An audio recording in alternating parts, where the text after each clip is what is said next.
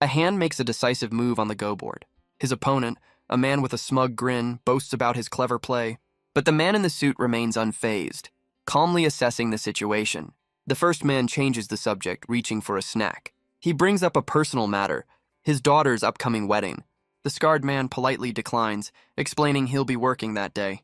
Annoyed by the excuse, the older man pours himself a drink. He throws back the shot with a grimace of frustration. The empty cup is slammed down onto the table. Then, his tone softens as he reminisces about his daughter growing up. He admits that watching his daughter grow up so fast feels a little sad.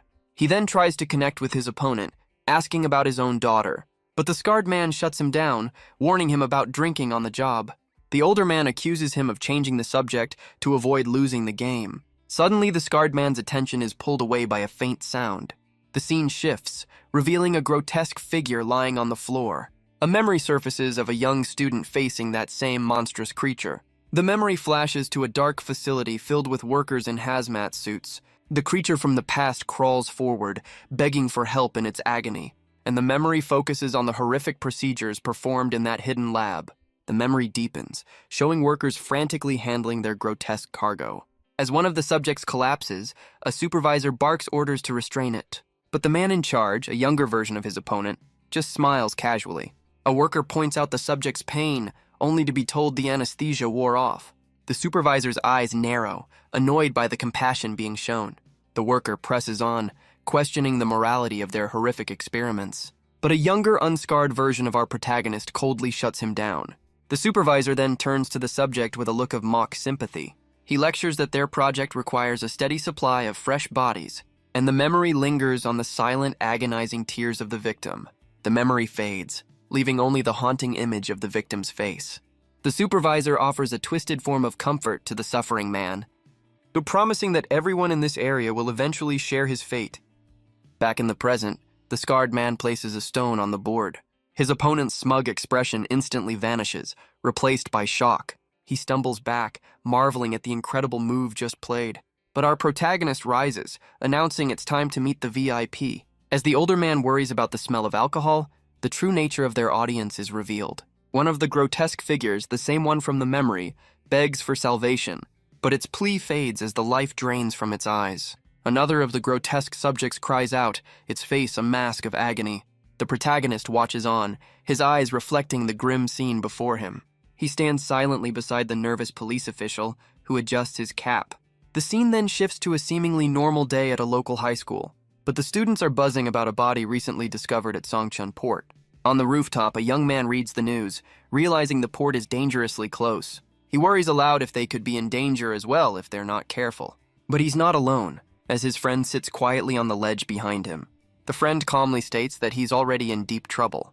The first student is stunned, asking what a promising judo athlete could have possibly done. The judo athlete reveals he was passed over for the school representative spot. He looks up with a somber expression, accepting there must be a reason for it all. The spot was given to Park Seong-min, a rival he's always been able to defeat. The reason, it seems, has little to do with skill and everything to do with family connections. The kid was born with a golden spoon, his wealth and status on full display. Compared to that, he's just a kid from the countryside who came here alone to study. His friend throws himself back in disgust, sarcastically cheering for the bright future of athletics. He finds the thought of Seong-min's arrogance sickening, relieved that he was absent today. The judo athlete is left feeling utterly powerless, wondering what he can even do. But their conversation is cut short by the ringing of the school bell. His friend gets up, reminding him they'll be late for Korean literature. But as his friend heads for the door, Minho stays put, his gaze fixed on the grounds below. His eyes lock onto something unexpected. A solitary figure stands in the middle of the empty schoolyard. He leans in, trying to understand what he's seeing. It looks like a little kid all alone. His friend calls out his name, Kim Minho, urging him to hurry up. But Minho is completely captivated by the strange vision. When his friend looks back to see, the figure has vanished. Minho turns, bewildered, as his friend asks what he's doing. The scene cuts to a young girl on a rooftop, inviting someone to join her. A lone figure plummets through the sky. The story then shifts to a quiet apartment building later that night. Inside, Minho lies in his bed, scrolling through his phone. He finds something odd, a strange lack of activity. He'd expected his rival Park Seong-min to be bragging all over social media, but Seong-min's last post was 3 days ago. He's been completely silent. A flicker of suspicion crosses Minho's face.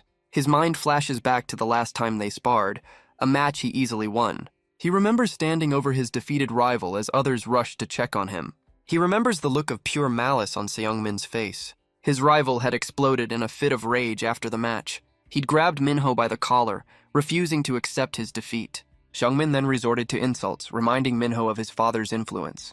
He threatened to completely destroy Minho's future in the sport.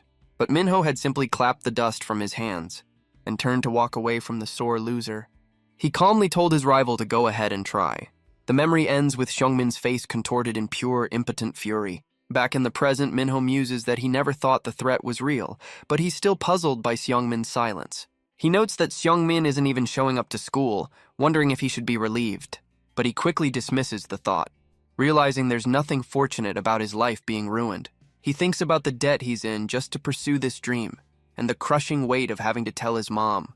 The pressure is immense, a wave of despair washing over him. Suddenly, a strange, high-pitched wail cuts through the silence. Outside his window, a figure is collapsed on the ground, letting out a pained cry. He peers out, disgusted by the state of his neighborhood. He turns away, deciding to deal with his family tomorrow, feeling the weight of his failure. As he draws the curtains to block out the world, he catches one last glimpse of the strange scene unfolding in the alley below. Through the narrow gap, he can just make out the strange form in the darkness. The next morning, a hand lies still impaled beside a pile of trash. The scene cuts to the schoolyard, where someone is shouting for Kim Min-ho.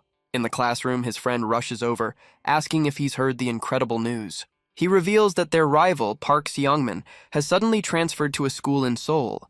Minho jumps to his feet, demanding to know if he's telling the truth. His friend recounts how he overheard a loud phone call near the gym that morning. It was their coach arguing about the sudden transfer and some kind of broken promise. The friend insists he saw the coach's flustered expression with his own two eyes. Minho is left completely stunned, trying to process what this sudden development means. His friend grins, confirming that with Seungmin gone, Minho is now officially the school representative.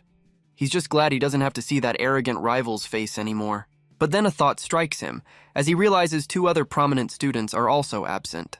A sudden wave of fear hits him as he wonders if all the missing kids were wealthy.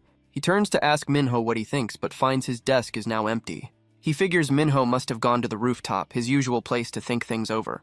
But before he can move, a hand suddenly grips his shoulder. A strange man with a sinister grin leans in, asking where Minho went.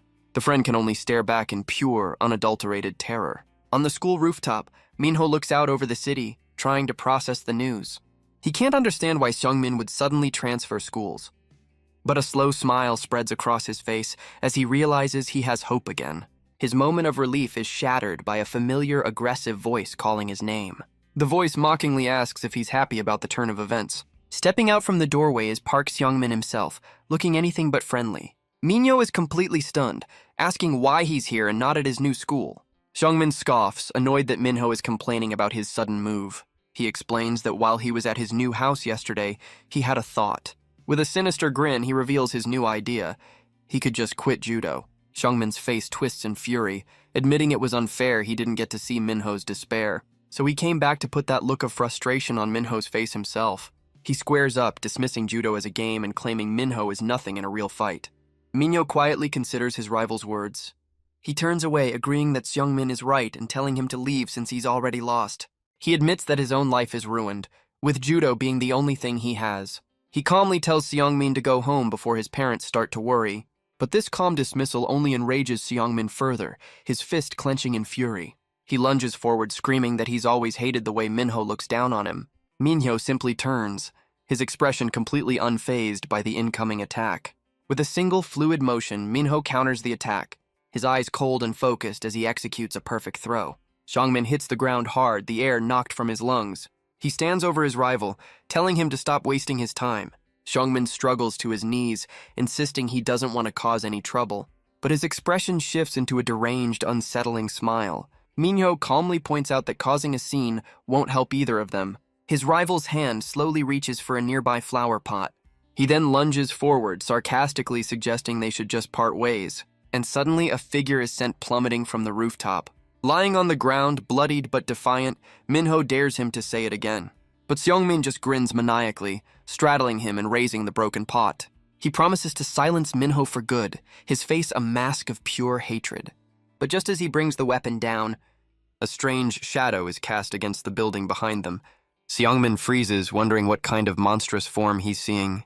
The broken piece of pottery slips from his grasp and clatters to the ground. Minho looks up, his face splattered, one eye glowing with an unnatural light. From his back, grotesque, shadowy tendrils begin to unfurl, revealing a new, terrifying power awakening within him. Minho's face contorts in pain, his eye glowing with a terrifying power. The shadowy tendrils erupt, piercing through his rival's body. Seongmin can only scream as the darkness completely consumes him. Meanwhile, his friend lies beaten on the ground, screaming in terror. A monstrous shadow looms over another fallen student nearby. Its grotesque form is silhouetted against the bright sky. He can only watch in horror, completely powerless to intervene. He desperately calls for a teacher, trying to get help for his friend. He screams that Seongmin is on the rooftop trying to kill Minho. But back on the roof, Minho stands alone, a single tendril still lingering in the air. The rooftop door flies open, revealing a teacher and a crowd of students. His friend, looking beaten up, rushes forward to check if Minho is all right. They all look upon the aftermath, with Seongmin's body lying still on the ground. Minho sits nearby, covered in the dark substance and looking completely lost. His face is a mask of pure shock, his mind reeling from the incident. Later, the scene cuts to the quiet hallway of the school's counseling office. Minho sits alone on the couch as the vice principal paces the room. The man explains that the police and Seongmin's parents are on their way, but he insists that before they arrive, he needs to hear the story for himself. He looks Minho dead in the eye, asking what really happened up there. The entire school is buzzing with rumors about what happened on the rooftop. Minho's friend, his face still bruised, insists to his classmates that he's telling the truth. He explains that he saw the scene himself, but there's a detail that's truly shocking. He reveals that Seongmin, who was found on the ground, had his entire body covered in what looked like bite marks. The other students can only stare back in horrified silence. Nearby, another student quietly reflects that Minho's eyes always seemed a little strange. Back in the office, the vice principal looks down, his expression grim. He asks again what really happened, the image of a dazed Minho flashing in his mind. Outside, a crowd of students gathers in the hallway, whispering as Minho is led from the room. Outside the counseling office, a crowd of curious students tries to get a look inside. One of them presses his face to the door, shushing the others so he can eavesdrop. He peers through the narrow crack, trying to catch a glimpse of the interrogation. Inside, the vice principal calmly cleans his glasses as he summarizes Minho's claim that a monster appeared, attacked Seongmin, and then vanished. He turns to Minho, asking him to describe what that something was. But Minho can't answer, his glowing eye betraying the chaos in his mind. He tries to recall the shadowy form that burst from his back, but the memory is a blur of confusion and terror. He begins to wonder if he was hit too hard and simply imagined the whole thing. He wonders if he could have been the one to attack Seongmin, even unconsciously. The vice principal's voice cuts through his daze, calling out his name. Minho snaps back to reality, looking utterly lost and confused. But the man's tone softens, telling him not to force the memories. He offers a cup of tea, acknowledging how difficult this must be for the boy. Then, he says the one thing Minho desperately needs to hear, that he believes him. The vice principal repeats his statement, holding up his phone as proof. He explains that Seongmin's body was damaged in a way no human could manage. With a reassuring smile, he suggests they simply wait for the police to arrive. Minho can only agree, a flicker of hope returning to his exhausted face. But their quiet moment is shattered by a commotion just outside the office door. The door slides open, revealing a distraught woman who has just pushed her way inside. It's Seongmin's mother, her face a mask of pure, unadulterated fury. A nearby officer explains that she forced her way past them to see her son's body on the roof. She turns her attention to the room, her voice trembling as she asks if Minho was the one. Minho can only stare back, speechless, as she directly accuses him of harming her son. The vice principal tries to de-escalate the situation, urging her to calm down. But her grief is too powerful, her tears mixing with a thirst for vengeance. She lunges forward, her face twisted in a silent, agonizing scream. Tackling Minho to the ground, she wraps her hands around his throat, demanding his life for her son's. The vice principal tries to pull her away, pleading with her to stop. Minho struggles for air, his face a mask of pain and confusion. But the mother's grief has turned to pure, unbridled rage. And in the midst of the chaos, a strange, unsettling smile appears. Suddenly, her expression shifts from fury to utter shock. She stares past Minho, her eyes fixed on a silhouette outside the window. With a flicker of desperate hope, she asks if her son is really alive. Minho looks on, completely bewildered by her sudden change. His mind flashes back to the image of Seongmin being consumed by darkness. But the mother presses against the glass, convinced her son has returned. She rationalizes that the body on the roof must have been a mistake. The scene cuts to the lifeless face of her son, Seongmin. His head is lifted by an unseen hand, revealing his battered form. The camera pans down a grotesque, segmented body. Outside the window, a monstrous creature holds Seongmin's corpse, which weakly calls out for its mother. The mother's face contorts in pure, unadulterated horror. Minho and the vice principal can only stare, paralyzed by the impossible sight. The massive creature clings to the side of the school building, presenting the body to its grieving parent. Its hands grip its own face, beginning to tear its mouth open. The monster's jaw unhinges into a terrifying, gaping maw, ready to devour its prize. The creature reveals a horrifying array of tendrils, each tipped with a grinning skull. The skulls seem to mock her, their empty sockets staring into her soul. Her grief turns to rage as she points an accusing finger, blaming Minho for her son's fate. Without warning, the monster crashes through the window, shattering glass everywhere. Its tendrils immediately wrap around the mother, lifting her into the air. She can only scream in agony as one of the skulls bites down on her face. Minho is frozen in place, watching the horrific scene unfold before him. The creature's grotesque form continues to writhe and contort. In the hallway, the other students look on in absolute terror. Her face, now twisted in pain, reaches out with a desperate plea for someone to save her. Minho sits frozen on the floor, watching the horror unfold as the vice principal looks on. The creature's shadow falls over the vice principal, who lets out a terrified scream. Panic erupts in the hallway as the students flee for their lives. They trample over each other in a desperate stampede to escape the room. But Minho's friend is left behind, paralyzed with fear on the blood-stained floor. He looks up to see the grotesque monster now looming directly over him. Its eyes glow with a malevolent energy, its mouth held shut by taut sinew. The boy can only stare back, his mind completely shattered by the sight. And then, the stitches snap as its jaw unhinges into a cavernous maw. A single thought cuts through his terror. He has to run. The creature's massive form looms in the darkness. His friend's eyes are wide with terror, his mind screaming for him to escape.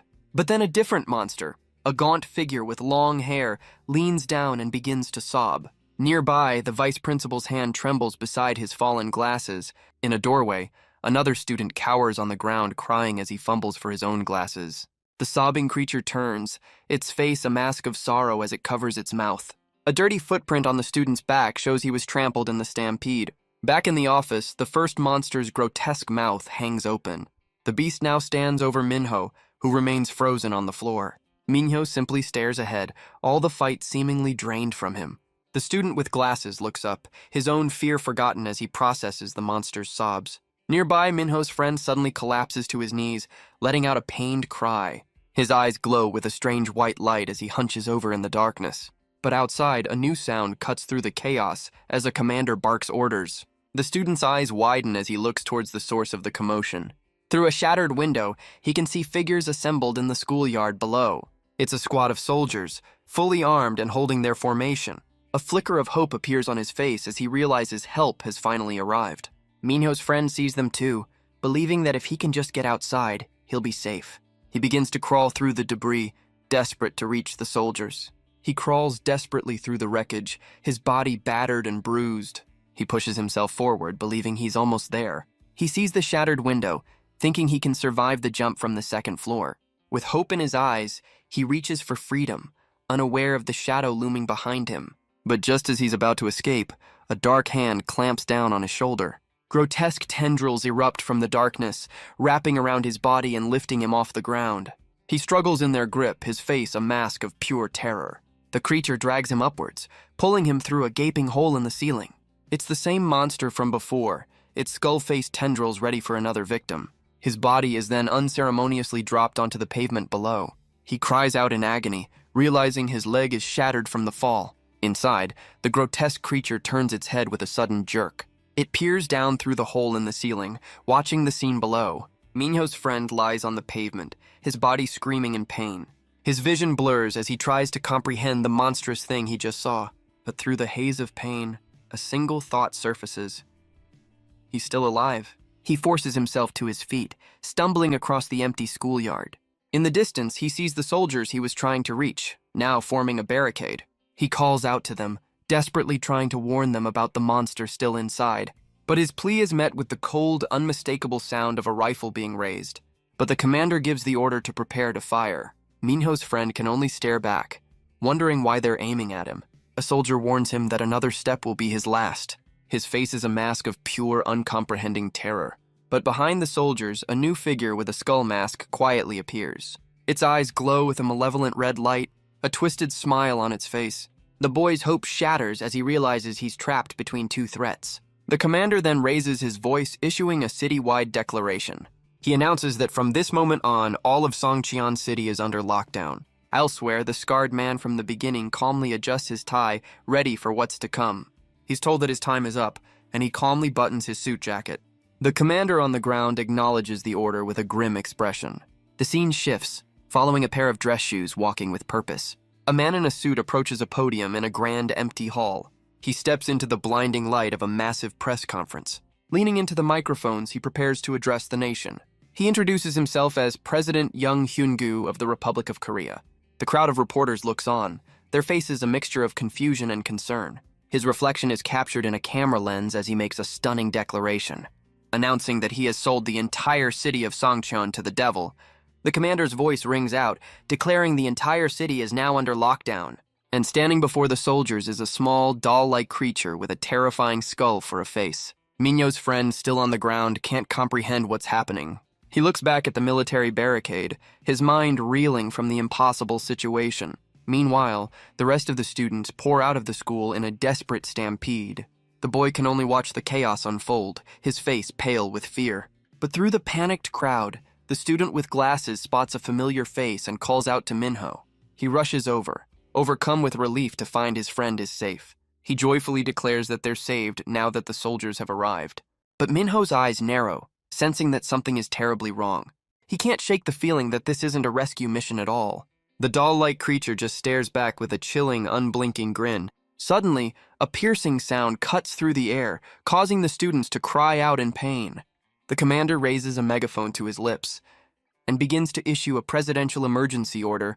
He declares the entire city of Songcheon a Level 1 quarantine zone. From this moment on, everyone inside is stripped of all rights and protections. The students can only stare in disbelief, unable to process what they're hearing.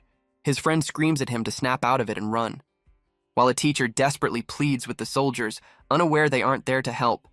The teacher screams at the soldiers, demanding they either fight the monster or get out of his way. But a young soldier simply warns him to stand back, threatening to open fire. The man is completely bewildered, his hands raised in desperate confusion. His gaze is then drawn upward by a new, terrifying sight. A grotesque creature clings to the side of the school building, raining down debris. It's the sobbing monster from before, now looking down with a twisted, stitched-up smile. The horrifying figure is reflected in the lenses of the teacher's glasses. He finally breaks, scrambling away in a desperate attempt to escape. But the soldier simply raises his rifle, taking aim at the fleeing man. Minho and his friend can only look on, horrified by the turn of events. A pair of glasses tumbles through the air, followed by a spray of red. The young soldier's face is a mask of pure, uncomprehending shock. He trembles, still holding the rifle he just fired. Through a hole in his own hand, Minho stares at the soldier who pulled the trigger. The teacher collapses to the ground, his desperate plea silenced forever. Meanwhile, the sobbing monster leaps from the building and lands with a heavy thud amidst the panicking students. They can only scream, trapped between the soldiers and this new horror. But the creature simply raises its hands to its face and lets out another silent, mournful sob. Its jaw unhinges, revealing a cavernous, empty maw. From its mouth, dark tendrils erupt, sweeping through the panicked crowd. Minho grabs his friend, pulling him back from the immediate danger. He glances over his shoulder, his eyes filled with a grim resolve. But a new horror descends upon them, a shadowy skull with glowing eyes. They can only watch as another student is snatched away by a dark tendril. His friend can only stammer in terror, trying to warn Minho of what's behind him. Minho turns, his face draining of all color as he sees the impossible sight. Before them stands a grotesque tree of darkness, its branches adorned with the bodies of their classmates. He can only look up in silent horror, completely overwhelmed by the scale of the massacre. The tendrils seem to be draining the life from their victims, funneling it all into a grotesque, pulsating mass at the base of the tree. Minho and his friend can only stare, their faces pale with shock. Even the soldiers are frozen in place, completely horrified by the sight. But the small, doll-like creature smiles, announcing that its collection is complete. It stands before the horrific tree, a tiny figure orchestrating a grand massacre. The soldiers watch from a distance, their barricade now seeming utterly useless. One of them turns to his captain, desperately asking for an explanation. But the captain can only recall the chilling words of his commander, who told them that everything happening here is for the sake of what's left of humanity. The small creature reaches out, placing a hand on the pulsating mass at the base of the tree. Its fingers sink into the grotesque flesh, creating a dark, empty void. The doll-like monster looks on, holding its skull mask in one hand. It then raises the mask, fitting it over its own face. Suddenly, a thin red line cuts through the darkness, aimed directly at the creature. The creature is struck, its form dissolving into a spray of dark fluid. But it just smiles through the splatter, completely unharmed by the attack. It stands before the horrific tree, declaring it's time to summon a god. The creature then begins to sink into the shadows below, its grin the last thing to fade. Nearby, Minho and his friend struggle on the ground, barely conscious from the ordeal. Minho's friend looks up, his face a mask of pure terror. His eyes widen as he sees something impossible falling from the sky. A body plummets towards them, its eyes glowing with a strange, vacant light. It crashes to the ground just inches away from the two boys. The grotesque tree begins to release its victims, their lifeless forms raining down from the branches. Minho and his friend can only watch as one of the fallen students begins to twitch. His friend struggles to breathe, completely overwhelmed by the unending horror. He looks back towards the barricade, his last hope resting with the soldiers. The captain stares back, his face a grim mask of resolve. Reminded of his orders, he steels himself for what must be done. The captain's voice cuts through the chaos as he issues a new command. His platoon moves in, not with weapons raised, but carrying large white sacks. They show no mercy, stepping over the fallen as they begin their grim task. One of the soldiers begins to pour a strange white powder from his bag, creating lines on the ground that encircle the bodies of the students. Above, a helicopter's searchlights cut through the darkness, illuminating the horrific scene. Inside, a cameraman can only pray as he documents the events unfolding below. His lens captures every horrifying detail for the world to see. And that feed is being broadcast live, a silent prayer echoing in the background. In a secure room, the president and his cabinet watch in horror, witnessing the price of their deal. On a monitor, the president watches as the massacre unfolds across 9 different sectors of the city. He orders his team to zoom in on the chaos at Siowa High School.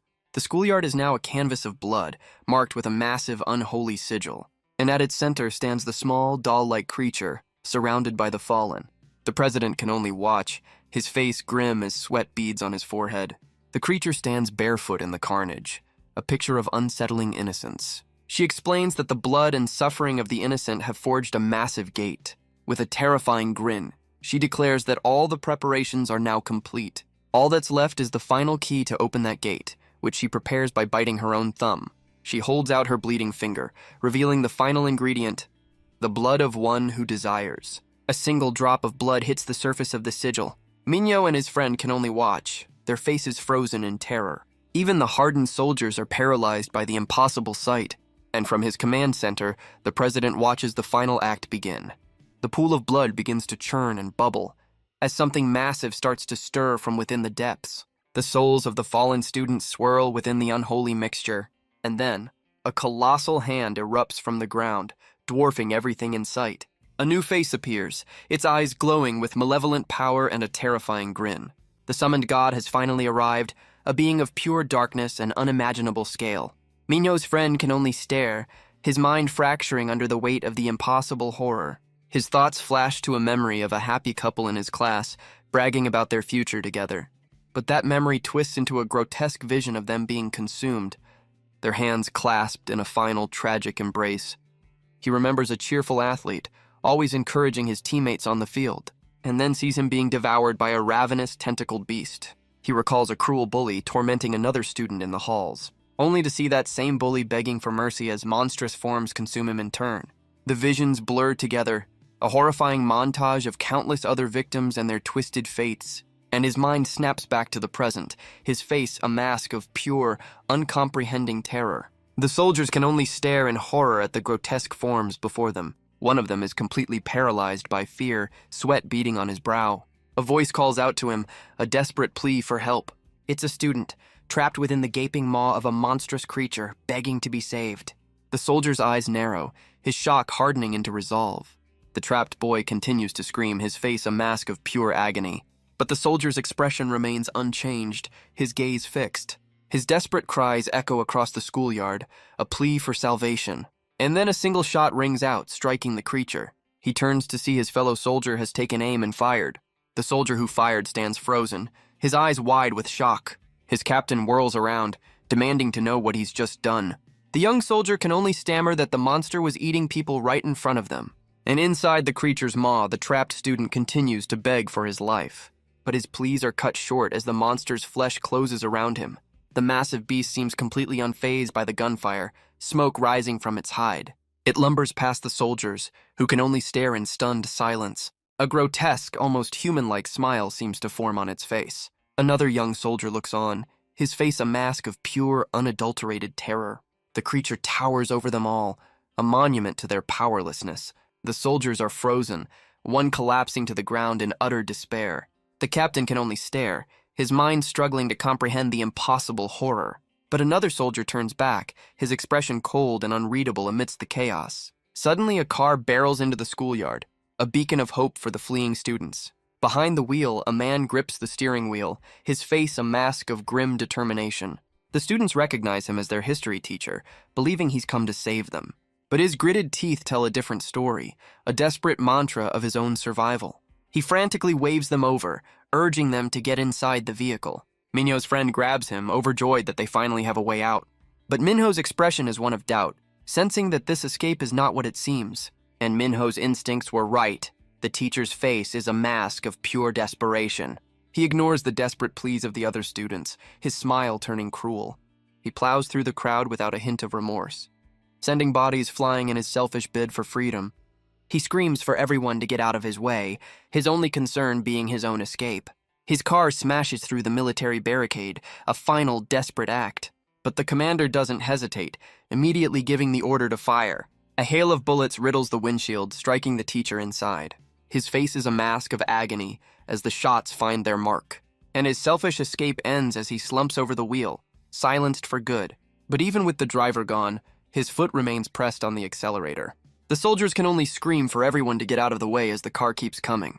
It smashes through the last of their defenses, scattering bodies in its wake. The vehicle finally comes to a stop, a twisted wreck in the middle of the carnage. His friend turns to Minho, his voice trembling as he asks what they're supposed to do now. A grim, almost unhinged smile spreads across Minho's face. He looks at the bodies of his classmates, his mind racing for an answer. But surrounded by monsters, he admits that he has no idea either. His friend grabs him, desperately trying to snap him out of his despair. He points towards the chaos, telling everyone to look as Minho recognizes their English teacher. The car's wreckage has created a path, a gaping hole in the school's outer wall. He screams for the others to snap out of it and run for the opening if they want to live. With Minho leading the charge, the remaining students make a desperate break for freedom. They scramble over the rubble, using the wrecked car to climb over the broken wall. But outside the gates, the soldiers watch on, noting that the offerings are escaping. The captain doesn't hesitate, ordering his men to prepare to fire on the fleeing students. He brings the radio to his mouth, his expression unyielding. A younger soldier looks to his captain, his face filled with disbelief and horror. But the captain's face is a mask of grim resolve, his orders absolute.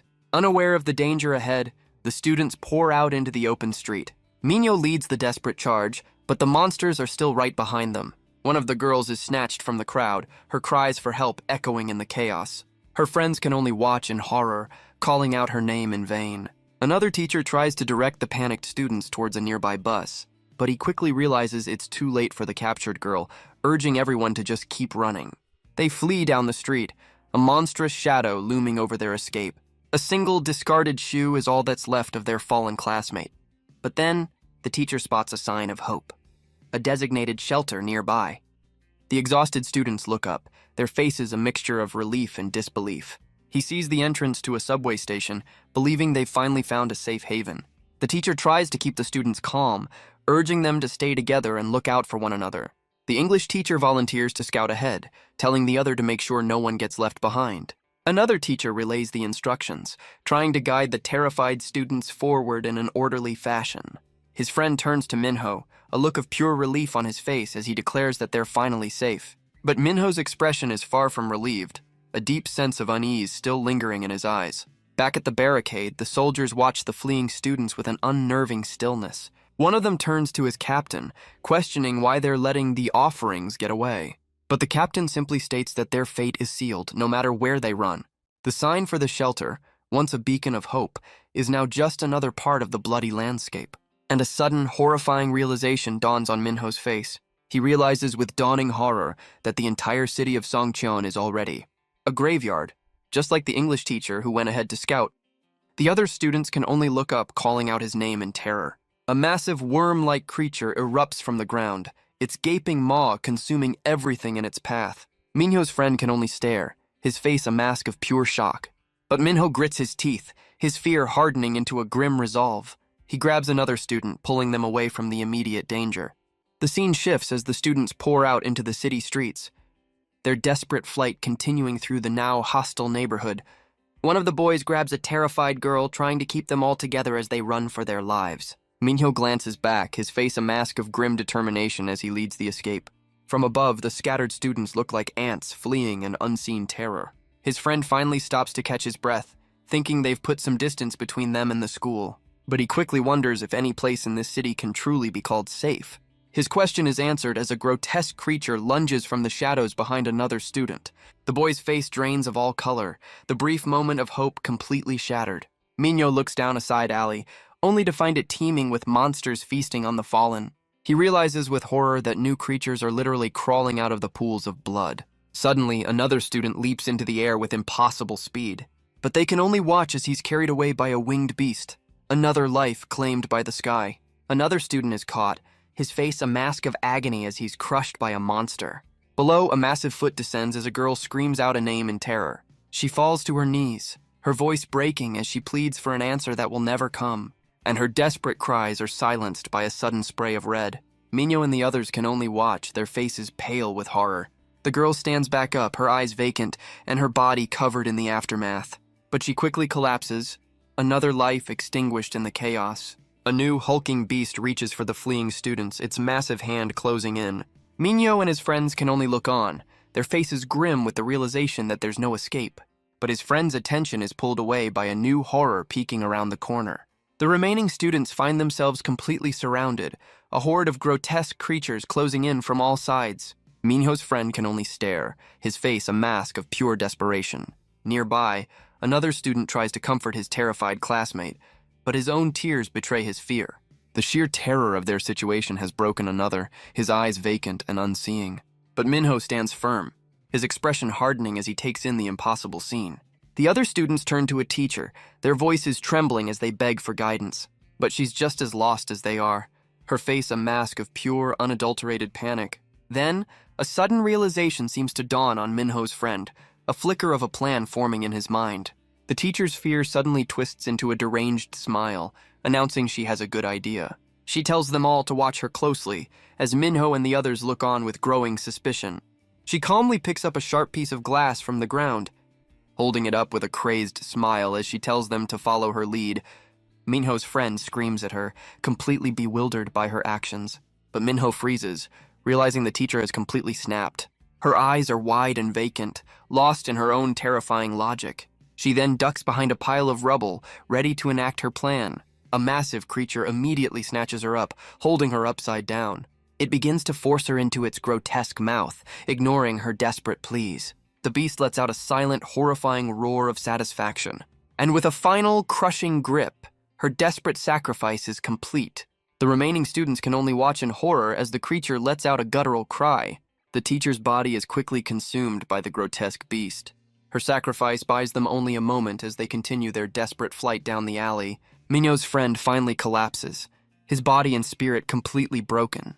He struggles to catch his breath, the weight of the unending nightmare crushing him. His mind flashes with visions of the citywide massacre, a hellscape of monsters and victims. He sees a classmate trying to fight back, only to be forced into a creature's gaping maw. He sees another sitting dazed amongst the fallen, the life drained from his eyes, and another is torn apart by winged beasts, his screams lost in the chaos. The horrifying visions shatter his mind, leaving only a vacant, terrified stare. The horrifying visions snap back to reality, where a massive beast looms over him. Minho's friend can only stare up in terror, unable to comprehend the monster before him. His mind races with a single horrifying thought. This is how they're going to die. Nearby, the other student faces his own end, accepting his fate in this hellscape.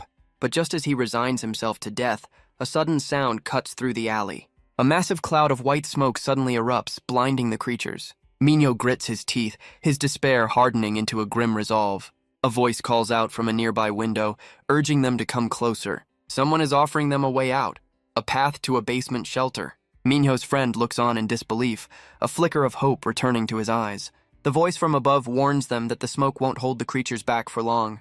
With a look of grim determination, Minho pushes through the chaos.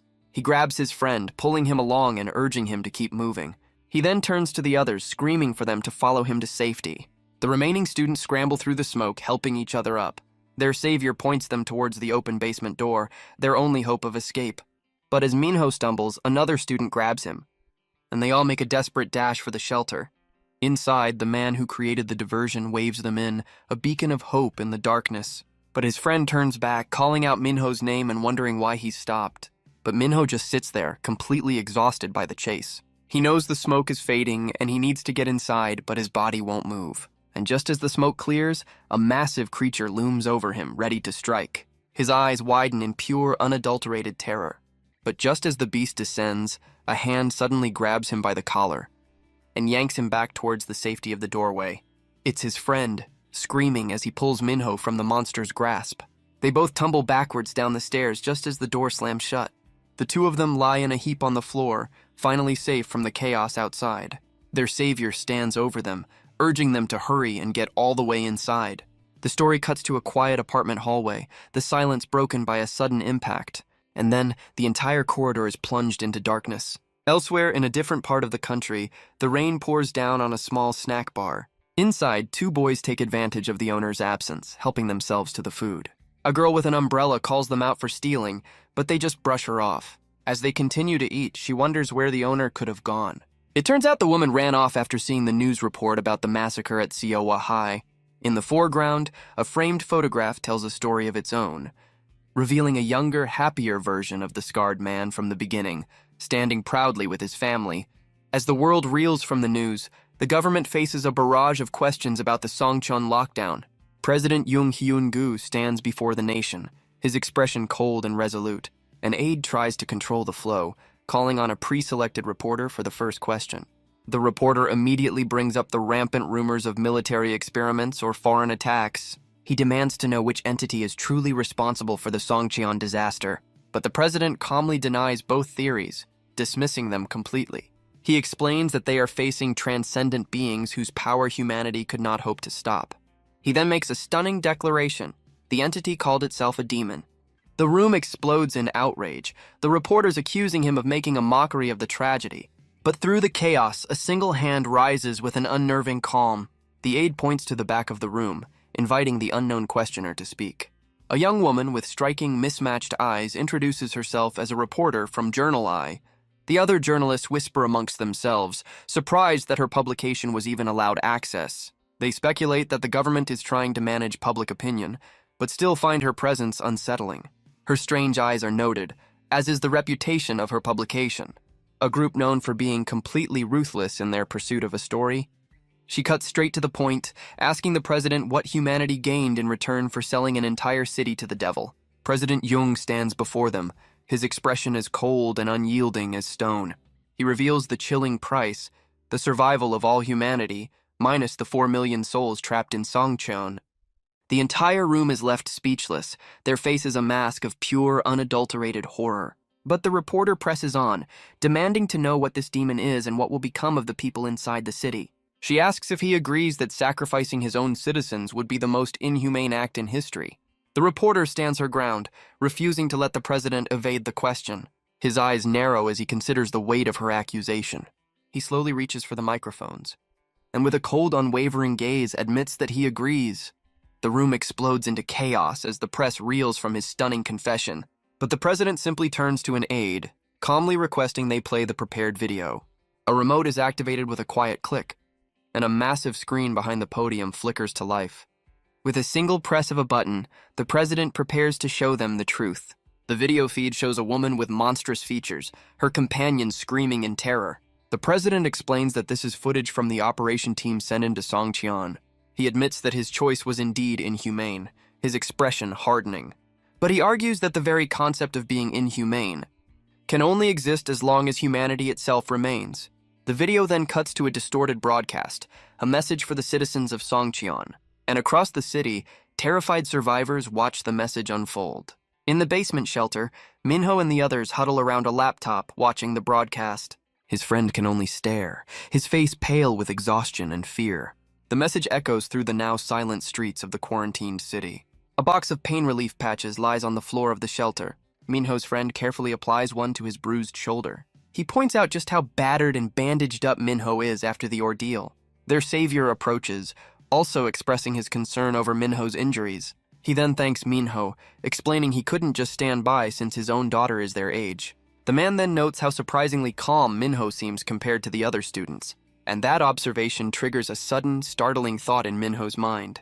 Elsewhere in the shelter, the other students are falling apart, worried about their families. Minho watches them, a silent observer of their grief and fear. The man asks if he's worried about his own family, but Minho explains they live far away. The man considers Minho lucky, since his own family is still trapped somewhere in Songcheon. Minho listens intently as the man mentions his own daughter, Huijong. He explains that she lives nearby with his ex-wife, but he hasn't been able to reach them. He's desperate to find them, but sees no way through the monster-infested streets. The fear of what might have happened to his daughter finally begins to overwhelm him. He breaks down completely, his grief twisting his face as he imagines her terror. But his sobbing is cut short by another student, who coldly tells him to shut up. The blonde-haired student complains that the man's crying is giving him a headache. Minho's eyes narrow, recognizing him as the guy who pushed his way into the shelter. He remembers how the student shoved him aside during their desperate escape just moments ago. The blonde student sneers, unable to stand their whining any longer. He directs his anger at the other students, especially those who are crying. He warns them that their loud sobbing is a beacon, drawing the monsters right to their location. He coldly tells the grieving man to keep it up if he wants them all to die. The man's eyes widen in terror, as if hearing a new sound. Another student steps in, telling the bully not to scare them further. But the blonde student just scoffs, mocking his naive outlook. He tells them to look outside and see the hell that awaits them. He cruelly reminds them that their survival is temporary, and their families are likely already gone. But Minho's friend has had enough, grabbing the bully's arm with a look of pure fury. The blonde student shoves him back, blaming him for his near-death experience during the escape. He then coldly asks if it isn't just natural for the weak to die in a situation like this. But Minho's friend just smiles, turning that twisted logic back on him. The bully scoffs at their idiocy, just as another student steps between them. But this student has completely snapped, his eyes wide and unseeing as he declares they're all going to die anyway. He continues his nihilistic rant, a terrifying smile on his face as he accepts their inevitable end. Fed up with the madness, the blonde student delivers a vicious kick to the kneeling boy. The brutal impact sends the broken student flying backwards. The bully's eyes are wide with rage, the pressure of their situation finally getting to him. The grieving man kneels on the floor, his face a mask of terror. But through his fear, he stammers that he's figured out a way. The others turn as he desperately insists there's a way to escape from here. He explains that since the monsters react to sound, they can use that to their advantage. But his plan is cut short as a massive creature smashes through the door. The man can only stare in shock as the shelter's defenses are completely shattered. And from the hole in the ceiling, another grotesque monster descends upon them. It immediately grabs the student who was just kicked, his screams echoing in the small room. The creature's grip tightens, its grotesque form holding him fast. The boy can only look on in absolute terror as he's lifted from the ground. But the blonde student shoves him aside, trying to free the captured boy from the monster's grip. And their savior lunges forward with a knife, his face a mask of pure desperation. He plunges the blade deep into the creature's neck, dark fluid spraying from the wound. The monster's grip loosens, finally releasing its victim. The rescued student collapses to the floor, coughing and sputtering beside the fallen beast. Minho's friend rushes over, asking if he's all right. The boy can only look up, his mind still reeling from the near-death experience. His eyes are wide with the vacant, lingering horror of the attack. The blonde student and the grieving man look on, realizing that these things can be killed after all. The man's expression then shifts as he glances towards the broken doorway, a new plan already forming. The grieving man notes that for now, the other monsters seem to be ignoring their location. He believes that if they act quickly, they might actually have a chance to escape. But the blonde student is skeptical, reminding him of the hellscape waiting just outside. Minho's friend agrees, suggesting they should just wait for a rescue that may never come. The man refuses, his desperation to save his daughter, Huijong, overriding his fear. He points out their dwindling food supply, arguing that staying put means starving to death. He insists that this brief lull is their only window of opportunity before more creatures arrive. The blonde student is still paralyzed by fear, unable to see past the immediate danger. But their savior's face breaks into a confident smile as he announces he has a plan. He promises to take on all the risk himself if they'll just help him get everyone to safety. The grieving man pleads with them, his face a mask of desperation. He asks them to just hear him out, to listen to his plan. The others reluctantly agree, reminding him of his promise to handle the danger. Overcome with relief, the man thanks them through his tears. The scene shifts to the quiet, monster-infested streets outside. Back inside, he gathers the students to explain his dangerous strategy. He tells them to look out the window at the street below. He points to a line of cars parked along the wall, with his van at the very end. He'll sneak between the vehicles while the students create a diversion from the shelter. Then, he'll drive the van around to the back of the building to pick them all up. He explains that once he's in the van, they'll need to head for an inner room. Inside that room, they'll find a door that leads to the building's boiler room. And from there, a final door will lead them outside, where he'll be waiting. He muses that the building's strange layout, once a nuisance, is now their only hope. But Minho's friend argues that the plan is too reckless for him to attempt alone. The man's expression hardens, insisting that he has no other choice. He turns to face them, declaring he'll do whatever it takes to save his daughter. Minho can only watch, a grim understanding on his face. With the plan set, the man cautiously cracks open the door to the outside, and he's met with the horrifying reality of the monster-infested streets he has to cross. His eyes narrow with grim determination as he begins his desperate run. The street is a war zone with monsters feasting on the fallen. One of the hulking beasts tears into its latest victim. He crawls through the filth and debris, trying to stay out of sight. Every movement is an agony, his face contorted in a silent grimace. But he lets out a quiet breath of relief, having made it past the first stretch. He reaches the final car, believing he's almost at his goal. Back in the shelter, the blonde student sees the signal and prepares to start the diversion. From the window, they get ready to draw the monster's attention. But it's too late, as one of the massive creatures has already found him. Minho's friend cups his hands to his mouth, letting out a desperate scream. He yells as loud as he can, trying to draw the monster's attention. But his blood runs cold as a massive face presses against the bars of the window. He stumbles backward, completely paralyzed by the sight. The creature's grotesque mouth hangs open in a silent, terrifying roar. The blonde student can only mutter that their diversion was a little too effective. Minho's friend looks back towards the street, his face a mask of pure terror. He desperately pleads for their savior to hurry as more creatures gather outside. The man sees that he's drawn their attention, believing he can now make it to the van. But just as he moves, a bloody hand suddenly grabs him by the ankle. The man looks down in shock, his escape plan completely derailed. It's another survivor, horribly injured and begging for help as they cling to his leg. He grits his teeth, desperately trying to pry the hand away without making a sound. But the injured survivor lets out a pained, desperate scream. And that scream immediately draws the attention of the nearby monsters. The man's face drains of all color, realizing the survivor has just sealed their fate. Back in the shelter, the blonde student watches the scene unfold with a cold, detached expression. The massive creature turns, lumbering directly towards the two trapped men. Suddenly, a grotesque, wrapped hand reaches out from the darkness. The man can only look up, his face frozen in absolute terror at the new horror before him. The monster's face is a grotesque mask of pure, unbridled hunger. It consumes the injured survivor in a single, horrifying motion, and with a brutal swing, it brings its full weight down upon their savior. The man can only cry out as the impact sends him flying through the air. He lands in a heap on the pavement, his desperate plan ending in failure. For a moment, he lies completely still, the life seemingly drained from him. From the shelter, the students can only scream his name in horror. The massive beast stands over his fallen form, ready to finish the job. But then his fingers twitch, a sign that he's not done fighting. His eyes snap open, his mind fixed on the one thing he has left to live for: his daughter. He reaches out, his daughter's name the only thing on his mind. From the shelter, the students can only watch in helpless terror.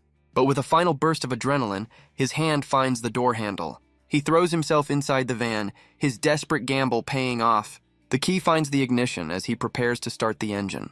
His foot slams down hard on the accelerator, and the van peels away, leaving the monsters in a cloud of dust.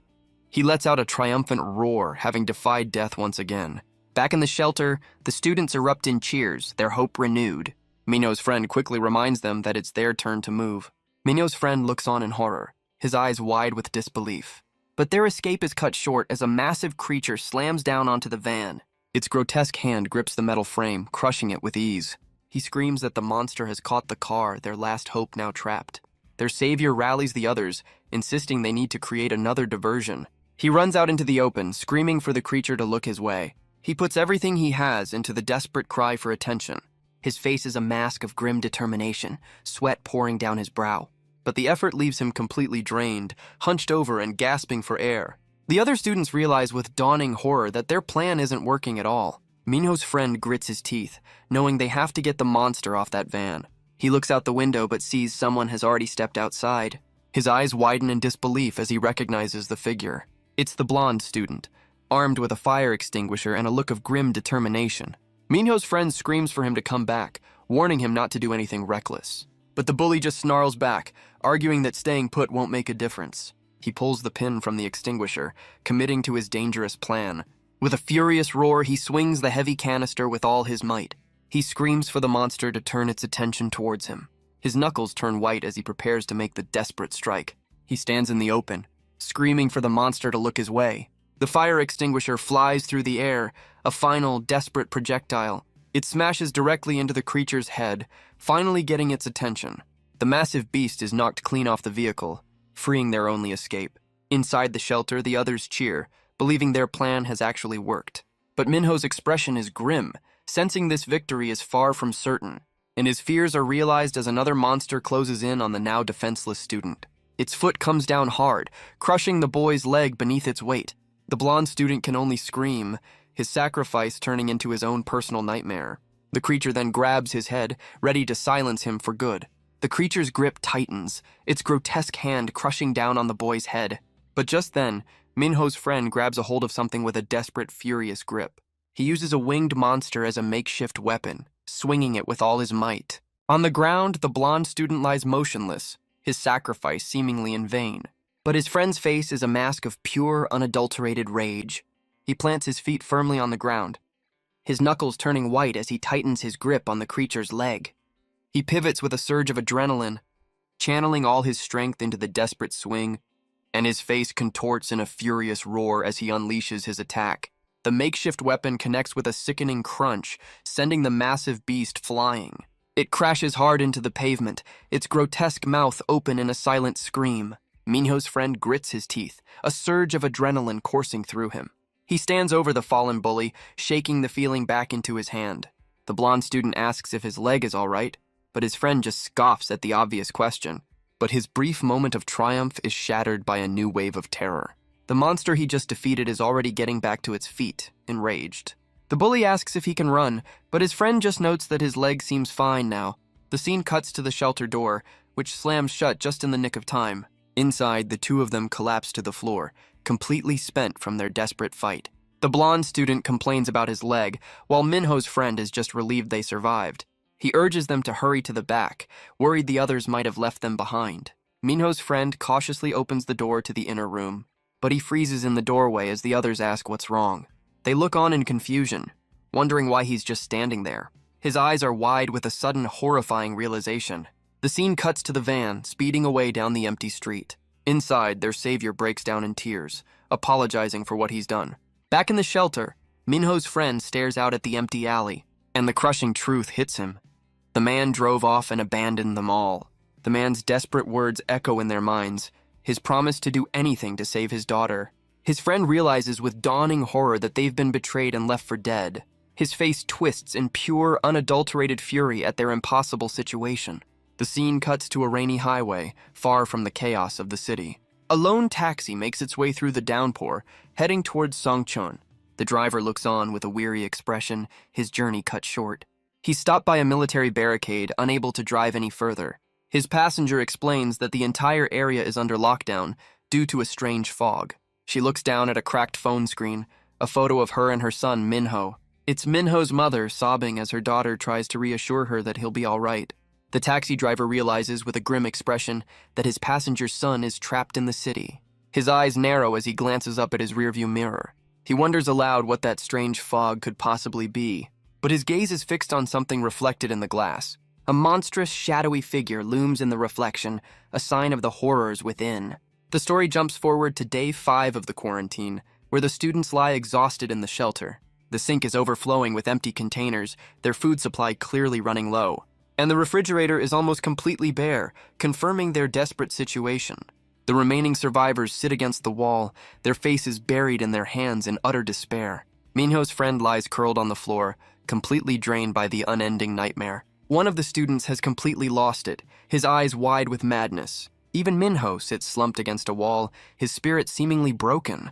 Another survivor mutters that he can't take this nightmare any longer. But the blonde student rises, insisting they have to find a way to escape. He gestures to his own bandaged leg, a grim reminder of their last fight.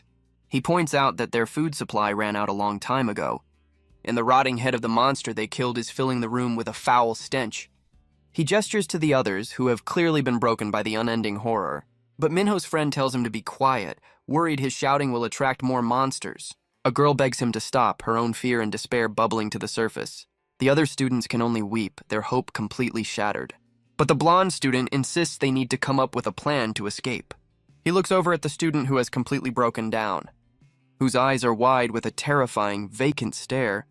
As night falls over the city once again, the student who was kicked earlier has succumbed to his injuries. The boy who lost his mind now kneels over the body, his tears falling onto the grotesque, decaying face of his friend. The dead student's eye is a horrifying, inhuman orb, and the kneeling boy's own tears begin to turn thick and black. He presses his hands into the grotesque flesh of his fallen classmate. His eyes are wide with a terrifying madness as black tears stream down his face. He continues to push, his hands sinking deeper into the decaying form, and his eyes turn completely black, the last of his humanity seemingly gone. A dark, viscous fluid begins to pool on the floor beneath him. Nearby, the other students lie on the ground, too exhausted to even notice. The boy then rises, laughing maniacally that he's alive while everyone else is dead. Minho's friend looks up, completely bewildered by his insane rambling. But a new figure emerges from the shadows, a small girl with a knife who declares that she's won. The blonde student gets to his feet, demanding to know who this strange newcomer is. The insane student's mouth hangs open in a silent, grotesque laugh, and the small girl reveals her own monstrous form, her face a twisted mask of flesh. The other students can only cower in terror at this new, impossible sight. The blonde student stares in disbelief, asking what kind of creature she is. She explains that a monster tried to swallow her, but she managed to fight it off. The insane student's face contorts, his features twisting into a grotesque form. A girl with glasses questions her story, unable to comprehend what she's hearing. But the insane student looms over her, his eyes wide with a terrifying grin. His hand clenches into a tight, blood-stained fist. He gets right in her face, demanding she admit that she saw it happen too. The insane student continues his rant, insisting the monster died trying to consume him. He then makes a horrifying suggestion, telling the terrified girl she should try it herself. The blonde student has finally had enough, grabbing the boy from behind.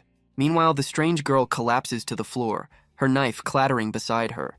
He tells the crazed student to snap out of it, his patience completely gone. But the girl on the floor isn't done yet, her expression unreadable. Her hand slowly closes around the handle of the blade. She holds the weapon up, her eyes wide with a terrifying, vacant stare. The blonde student lunges, grabbing her by the throat and warning her that this madness will get them all killed. But she just looks back with tears in her eyes, convinced they're already dead. Her words trigger a flood of memories for the insane student, starting with his best friend. He remembers finding his friend's body, another victim of the massacre. He then recalls the English teacher, who had always been so kind to him, and the horrifying moment he was consumed by the monsters outside the school. His mind flashes to the girl he liked, a brief moment of happiness in the hallway. But that memory is also tainted by the image of her violent end. The weight of it all comes crashing down as he realizes everyone he cared about is dead. Even the blonde student is taken aback by the raw, unfiltered grief. The boy can only weep, his body bruised and his spirit completely shattered. The girl with glasses kneels before him, asking his name as he introduces himself as Song Young-ju. She gently asks what grade he's in, and he tearfully admits he's just a first year. She tries to comfort Young-ju, acknowledging the immense trauma he's been through. She urges him not to give up, telling him they just have to hang on a little longer.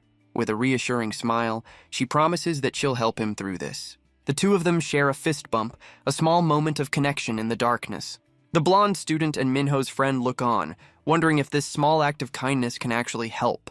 With the immediate crisis averted, the blonde student suggests they all get some sleep and make a real plan tomorrow. And just when it seems like a fragile peace has settled over the group, a completely unexpected act of violence shatters the calm as a hand plunges a blade into his back. It's the girl with glasses, her face twisted into a monstrous scream as she attacks the boy she just comforted. The remaining students can only scream, their faces frozen in absolute horror. The girl with glasses stands over her victim, her face splattered and her expression completely broken. A deranged smile spreads across her face as she stands amidst the carnage she just created. The story then cuts to a quiet port somewhere in the metropolitan area. A large warehouse door slides open, revealing a secret meeting inside. The scarred man from the beginning listens as a subordinate summarizes the situation.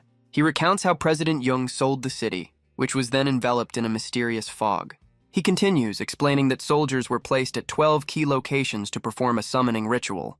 The scarred man confirms the details as his subordinate adds that the city was then overrun, and that the monsters that appeared vary wildly in size, shape, and power. But he adds one more unusual detail. The monsters seem to be able to distinguish soldiers from civilians. The scarred man asks for clarification, and his subordinate confirms the creatures instinctively recognize something. A slow, knowing smile spreads across the subordinate's face. With a sinister grin, he tells his boss to look into that information more closely. The scarred man looks uneasy, questioning why his subordinate is so invested in Songcheon. The man with glasses just smiles, asking why a businessman wouldn't be interested in a golden opportunity. He gestures to a massive, lumpy bag, explaining that fate has delivered something valuable into their hands. He declares that if their plan succeeds, their days of running errands for old men will finally be over. His eyes glint with a cold, ruthless ambition. He then turns to a report, asking a chilling question about monsters being born from blood. The scarred man realizes the horrifying, literal truth of his subordinate's words.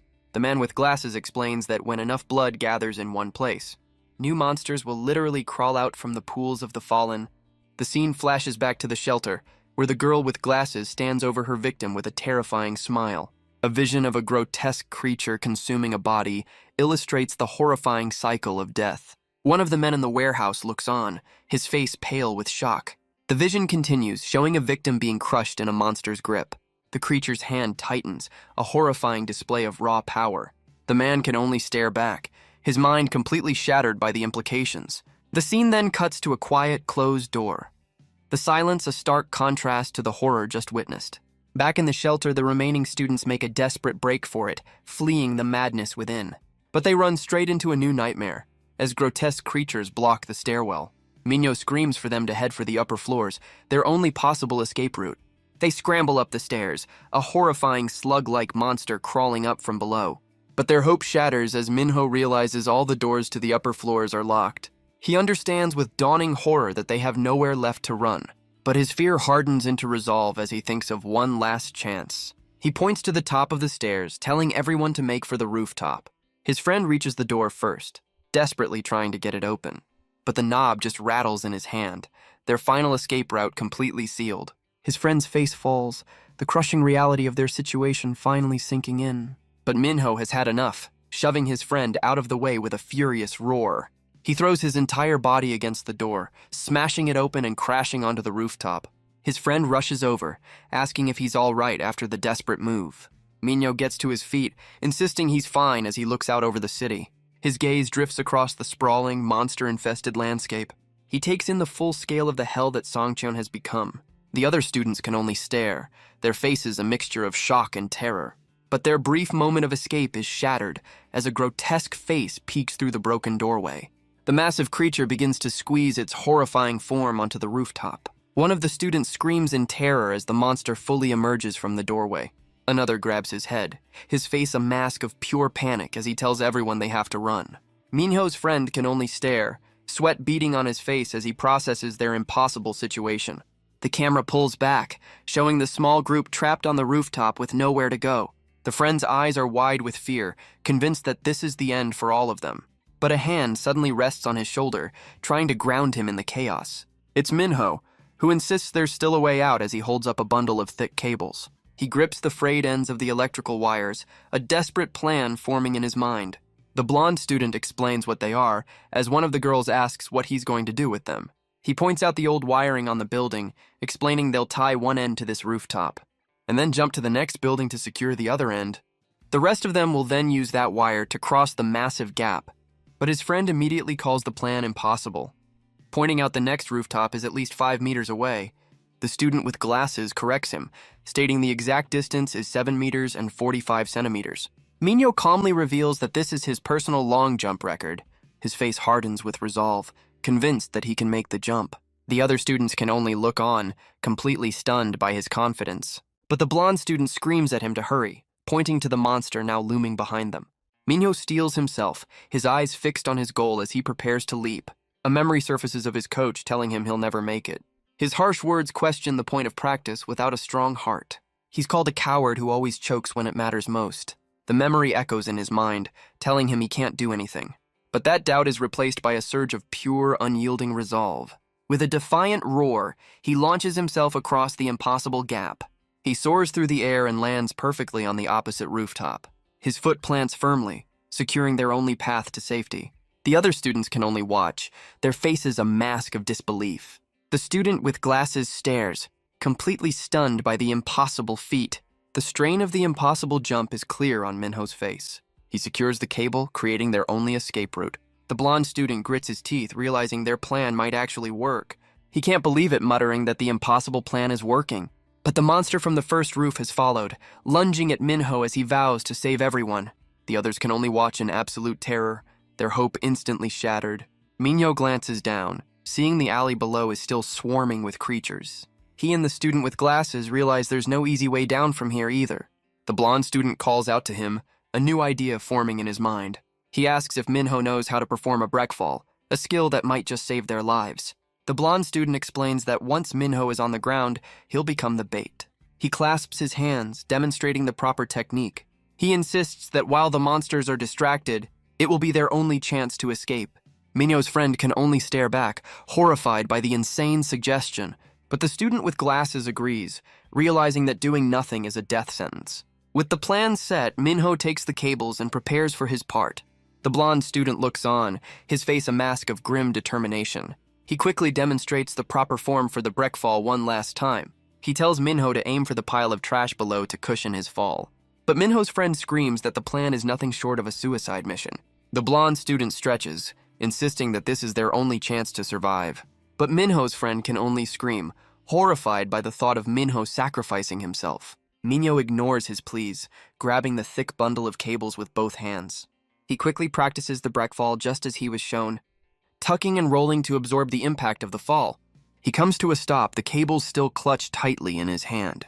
With a final look of grim determination, he gets back to his feet. He glances back one last time, his mind completely made up. The others can only watch from the ledge, their faces pale with fear, and with a final desperate roar, he pulls the cable taut, ready to make his move. But their desperate escape is being watched from above by a small, hovering drone. Its camera lens whirs, capturing every detail of the scene below. The feed shows the students making their perilous journey across the makeshift zip line, and that footage is being monitored by President Young from his command center. Elsewhere, a man with a bandaged head watches the same events, his face slick with sweat. His eyes are wide with a mixture of shock and disbelief at what he's witnessing. Back in the command center, the doll-like creature appears, asking the president if he regrets his decision. It mockingly compliments him on creating such a well-made specimen for its ritual. The creature admits the results exceeded its expectations, gesturing to the horrific tree of bodies. And thanks to that sacrifice, it was able to open the gate with ease as the massive hand rises once more. President Jung grits his teeth, the weight of his decision pressing down on him. The creature reminds him of their deal, a smug look on its face.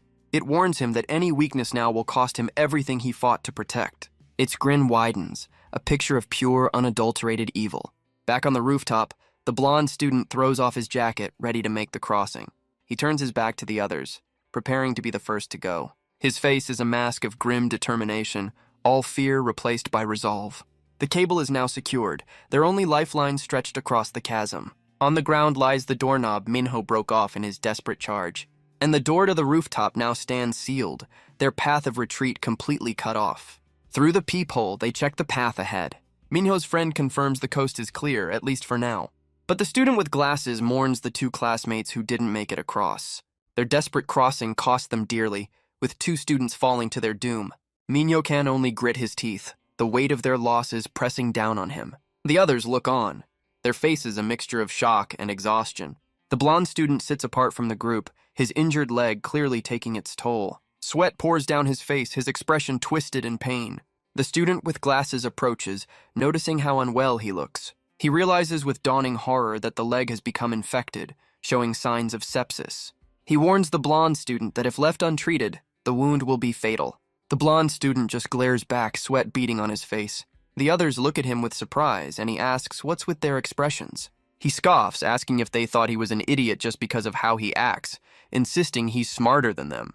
The student with glasses wonders how he knows so much about medicine, but the blonde student just gets defensive. He then changes the subject, pointing out that they've been together for days without really getting to know each other. And he directs his attention to a quiet girl in a hoodie, calling her out by name, Chae So-hee. The girl pulls down her hood, offering a shy, awkward greeting. The student with glasses turns to Minho, shocked that he doesn't recognize her. A flashback reveals she's the sophomore class president, a popular and wealthy student. The blonde student adds that she's so popular, there's no way anyone wouldn't know her. The student with glasses admits it did seem strange for someone like her to keep her face hidden for so long. Minho's friend is still surprised, but the other boy points out they've been trapped together for days now. He then chides Minho for being completely oblivious to the people around him. But the blonde student brings up a more unsettling thought. It seems all the other wealthy kids knew to run away beforehand. Which raises the obvious question of why Chae So-hee is still trapped here with them. Minho dismisses the speculation, deciding it doesn't matter in their current situation. He turns his attention to the blonde student's leg, insisting they need to find a hospital. But So-hee points out the obvious flaw in that plan, doubting any doctors would still be around. Minho remains hopeful, recalling a hospital nearby that he used for his sports injuries. He explains that the building houses several clinics, increasing their chances of finding a doctor. The blonde student agrees, suggesting they move at nightfall since it's only a short walk. But So-hee voices her concern, reminding them of the monsters still lurking outside. The student with glasses suggests they might be able to sneak by unnoticed. He recalls how the man who abandoned them moved stealthily, noting the monsters don't have sharp senses. He believes that if they're quiet and careful, they might just be able to avoid being caught. So-hee agrees with his logic, but adds that they need to be more cautious this time. She reminds them that their last savior was caught because he trusted a stranger too easily, and their desperate rooftop crossing still cost them 2 of their classmates. She quickly clarifies that she's not blaming anyone, just pointing out that they've been acting too hastily.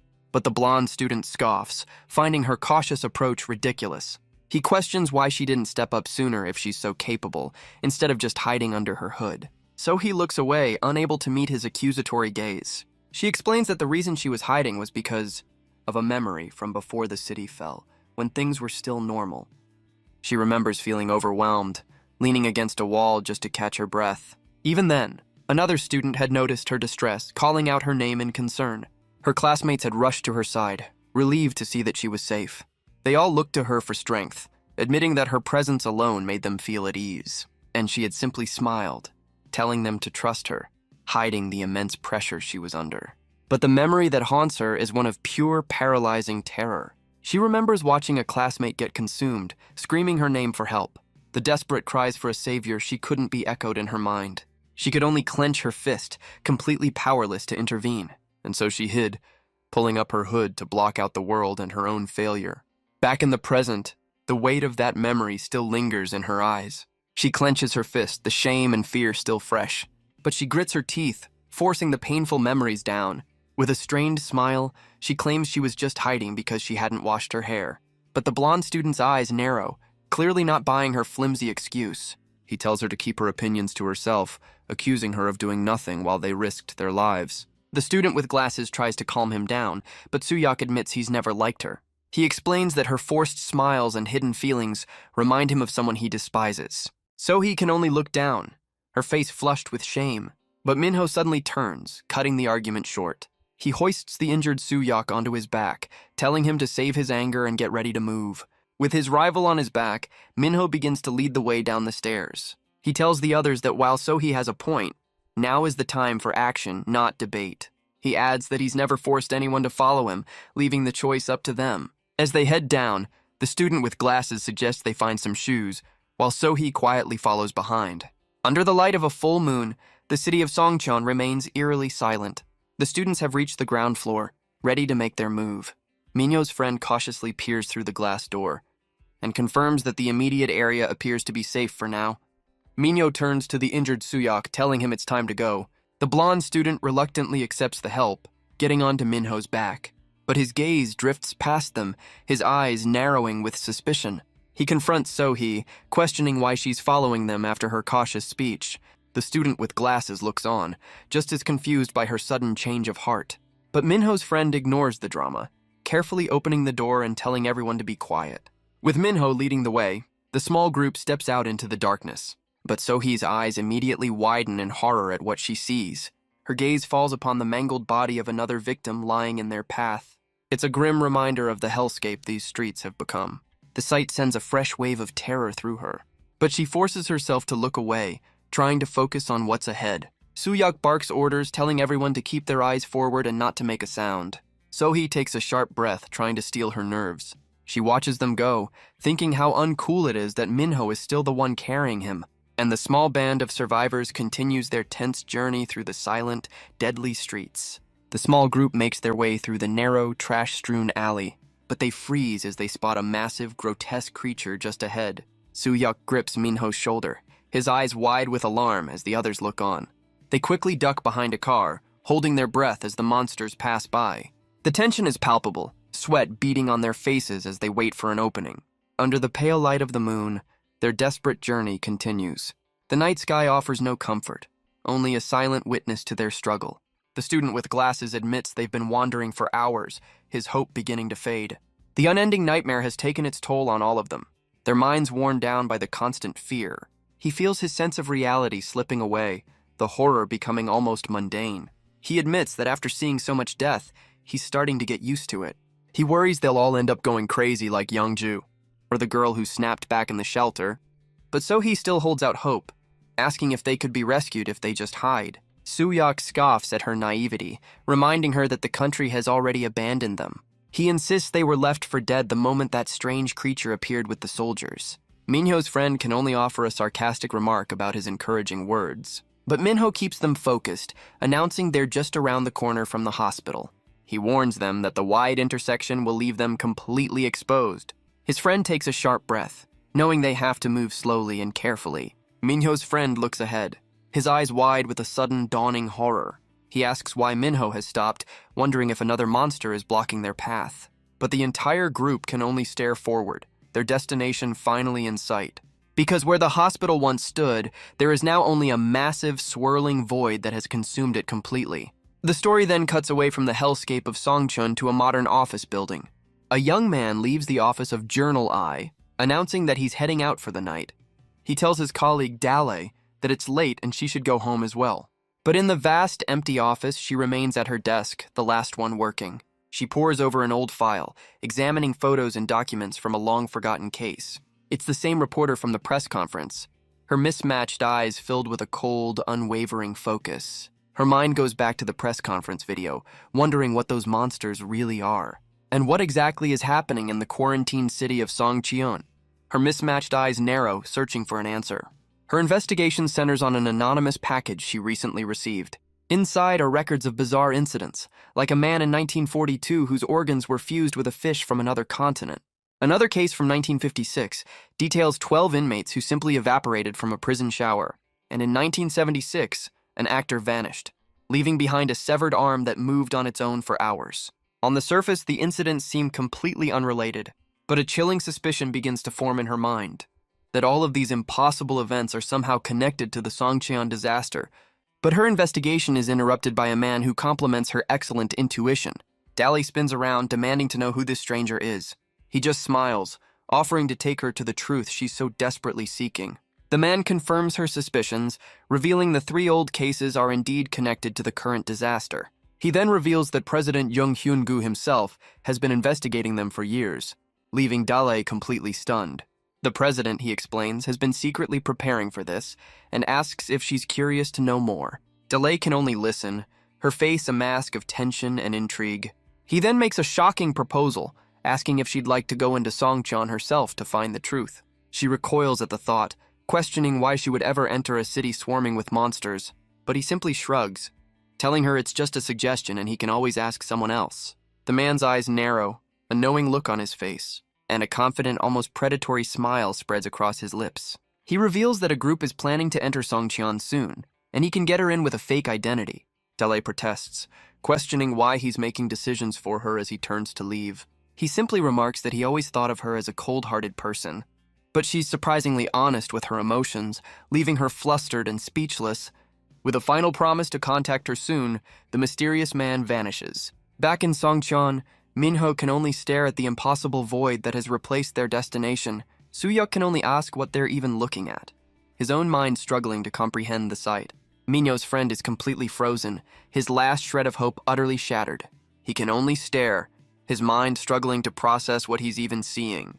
The student with glasses stammers that it somehow looks like a black hole has opened up in the middle of the city. Sohee's face is a mask of pure, uncomprehending terror. She looks on, completely paralyzed by the impossible sight. Her eyes dart between the void and the others, searching for an answer. Soo-hyuk grits his teeth, realizing their one destination is now completely gone. But through the fear, Sohee's expression begins to harden with resolve. She finally speaks up, getting the attention of the older students. She suggests they find a pharmacy instead, hoping to at least disinfect the wound. The student with glasses notes that at least the immediate area seems clear of monsters. Soo-hyuk urges them to move quickly, his patience wearing thin, and so they continue their journey through the corpse-littered streets under the pale moonlight. They walk past the impossible void, their reflections warped on its dark surface. But Minho can't help but glance over at the strange phenomenon. He stares into the distorted reflection, trying to make sense of what he's seeing. Because within the warped image, he spots something truly horrifying. His friend's eyes go wide with a sudden dawning terror. Trapped in the reflection is the image of a person, seemingly cut in half by the void. He realizes with horror that the void didn't just consume a building, but people as well. The student with glasses urges Minho to hurry, reminding him they're almost at the pharmacy. But Minho is lost in a memory of another fallen victim on the street. He remembers the final, desperate clench of their hand. Shaking off the vision, they finally arrive at their destination. Inside, they gather what they can, laying out the medical supplies. They quickly get to work cleaning and bandaging Soo-hyuk's infected leg. The blonde student lets out a sigh of relief, feeling like he might actually survive this. But Minho's friend looks on with concern, asking if that's really enough. Minho explains it's only a temporary fix to stop the infection from spreading. Soo-hyuk then turns to the others, suggesting that now they can finally make a proper plan. So he teases Soo-hyuk, asking if he enjoyed being carried all this way. But Minho's friend asks what plan she has, only to be shushed by the others. Suddenly, the student with glasses freezes, his eyes darting to the side. He spotted something outside, asking Minho if those are people in the distance. The 2 figures are running desperately, and they seem to be heading straight for them. He immediately panics, screaming for everyone to hide behind the shelves. His face is a mask of pure terror, convinced they're in danger.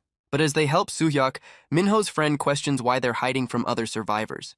The student with glasses warns him not to be so naive, insisting that in this world, people can be just as dangerous as the monsters, a lesson they should have already learned. The pharmacy door creaks open as the 2 survivors step inside. Minho and the others watch from their hiding spot, their faces tense. The older man is relieved, noting they've found enough medicine to last a while. He tells his younger companion to start packing up the supplies. The student with glasses whispers that luckily they haven't been spotted yet. The older man urges his friend to hurry, mentioning there are many sick people to care for. Minho's friend wonders if they've found a survivor camp, suggesting they reveal themselves. But the younger man asks a strange question, wondering if his friend really wants things to go back to normal. Soo-hyuk agrees with the others, thinking they should ask the newcomers for help. But the younger man's face twists into a deranged grin as he declares he never wants to go back. The students can only watch from their hiding spot, their faces frozen in terror. The younger man reveals that if the world hadn't ended, they'd both be in jail by now. A flashback shows the two of them cornered by police just moments from being arrested. But a monster had erupted from a pool of blood, saving them by slaughtering the officers. The younger man's face is a mask of pure, unhinged glee, believing it was all worth it. Minho's friend looks on, the horrifying truth of their situation dawning on him. The younger man continues, excited that in this new world they can kill without worry. But the older man warns him to be careful, explaining they need to earn the trust of their camp first. The younger man praises his partner's cunning as he continues to pack the supplies. And the older man's face twists into a sinister grin, confirming that once their guard is down, they'll make their move. He fantasizes about taking down the other survivors in their camp, describing in detail how he'll deal with anyone who gets in his way. The older man just listens with a cold, calculating smile. His younger partner celebrates this new world, overjoyed by the chaos. Minho's friend can only watch in horror, realizing they're dealing with complete psychopaths. As the criminals continue to loot the pharmacy, the students remain frozen in their hiding spot. The younger man moves closer, completely unaware that he's just inches away from them. A twisted, unsettling grin spreads across his face, but his eyes suddenly dart to the side, having noticed something out of place. He looks down, his gaze falling directly upon the terrified students hiding at his feet. Minho's friend and Sohee can only stare back, their faces pale with fear, while Suyok grits his teeth, completely trapped by the situation. The younger man's grin widens as he comments on his new discovery, but his partner seems less certain, pointing out that they're just kids. He then offers them a false promise of safety, hiding a hammer behind his back. With a deranged smile, he raises the weapon, daring them to show themselves. But just then, a door behind them slowly begins to creak open. The older man whirls around, startled by the unexpected sound, and from the doorway a new face appears, calmly announcing his presence. He steps out with two others, explaining he was worried about sending the first two alone. The older man chides the newcomer, telling him he shouldn't have come out. The newcomer tries to send him back, but his eyes suddenly widen in shock. He's spotted the students, asking if someone is hiding behind the counter. Minho's friend stands, revealing that they're all students from Seowa High. The newcomer seems surprised, asking what a group of kids is doing here. Minho's friend nervously explains that one of them is sick and needs medicine. The newcomer's expression hardens as he declares they need to treat their friend. He then invites the students to come with them, as the first two criminals look on with unsettling grins. The newcomer turns to his group, asking if they're all okay with this new plan. And the older man just smiles, a cold and silent agreement on his face. The older man just smiles, thinking how fortunate these students are to have run into them. But Minho's expression is filled with suspicion, sensing the danger they're in. The newcomer announces that the immediate area is clear. He then tells everyone to follow him quietly as he leads the way. And so the two groups merge, making their way through the dark, empty streets. The younger man worries the students might expose them, but his partner insists no one would believe a group of kids. His eyes narrow with a cold, calculating confidence. Minho and Suyok exchange a worried glance, their instincts screaming that something is wrong. The older man reasons that the students have no real proof of their crimes. He plans to intimidate them into silence for now, and then deal with them later. But the older man leans in, a bead of sweat on Minho's friend's face. He asks if they actually believe the murderous plans they overheard earlier. He then warns them to behave and not ruin the atmosphere at the camp. Minho's friend can only stare back, the unspoken threat hanging in the air. The newcomer leader gives the criminal a stern, disapproving look. The group finally comes to a stop on the dark, empty street. Their leader looks up, announcing that they've finally arrived. The students look on, Minho still carrying the injured Suyok on his back. He reveals their camp is an old church, its steeple silhouetted against the full moon. The leader pushes open the heavy doors, announcing their return as the group heads inside. But Minho remains on guard, his expression filled with a deep, unspoken suspicion. Inside, the church is filled with other survivors, a small community huddled together in the pews. The leader announces their safe return, his words a beacon of hope for the others. An older man, the pastor, greets him warmly, relieved that his prayers were answered. An elderly couple shares a quiet moment of relief, thankful for their safe return. The leader smiles, explaining they were lucky and brought back plenty of medicine. The pastor is overcome with emotion, his eyes welling up with tears of gratitude. But his gaze suddenly shifts, his relief instantly replaced by suspicion. He looks over at the students, wondering who these new faces are. The leader explains they found the kids at the pharmacy, noting that one of them is injured. Minho's friend can only stare back, completely stunned by this turn of events. the leader Yeonsu calls out for someone named Seungho to come over. The pastor is relieved to see him, but Yeonsu explains they have a friend who needs immediate medical attention. He reveals that Seungho is a doctor, telling them to show him the wound. The doctor examines Soo-yak's leg, impressed that their first aid stopped the sepsis from developing. He asks about other symptoms, and the student with glasses explains his blood pressure was normal at the pharmacy. The doctor is taken aback, realizing the student knows the specific dangers of sepsis, and asks who he is. But one of the criminals just scoffs, complaining that now there are just more mouths to feed. The younger man glares at the students, clearly unhappy with their arrival. He sits down in a pew, aggressively asking if he's wrong for feeling that way. The older man, Gaeon-hoo, agrees, warning that in this world, meddling will get them all killed. But Yeonsu steps forward, asking if they should have just left the students to die. Jaeon-hoo scoffs, complaining that the end of the world has made everyone brave enough to talk back. He gets in Yeonsu's face, threatening to deal with him personally. The students can only watch, their faces pale with fear as the tension escalates. The other survivors in the pews look on, completely shocked by the confrontation. The entire congregation is frozen, watching the argument unfold in stunned silence. Jaeon-hoo's face is a mask of pure, simmering rage. But his anger is cut short by a small voice scolding him for picking fights with people. He turns to see a little girl who explains that his shouting woke her up and scared everyone. The little girl bows deeply, apologizing for the commotion and promising to give her father a stern warning. She then grabs Gaeon-hoo's hand, leading him away as the students watch in stunned silence. Minhyo's friend lets out a breath he didn't realize he was holding, relieved that the tension has finally broken. Yeonsu turns to them, suggesting they find a place to settle in and get some rest. The camera pans out, revealing the church is filled with dozens of survivors sleeping amongst the pews. Minhyo and the student with glasses lie down, but their eyes remain wide open in the darkness. Minhyo can't shake the image of the two criminals, wondering if their murderous threats were real. The student with glasses confirms he heard everything, questioning who would ever joke about something so twisted. So he offers to keep watch, but Minho's friend admits he can't possibly sleep with killers in the room. But she points out that despite the danger, the injured Soo-yak is already fast asleep. The student with glasses tries to rationalize her behavior, thinking she's just lashing out from the trauma. But Minho's friend insists they need to stay alert, offering to take the first watch while the others rest. Their quiet conversation is shattered by a sudden commotion from the front of the church. A crowd has gathered by the entrance, horrified by the sight of a body just outside the doors. Minho's friend and the others can only stare in disbelief, unable to process what they're hearing.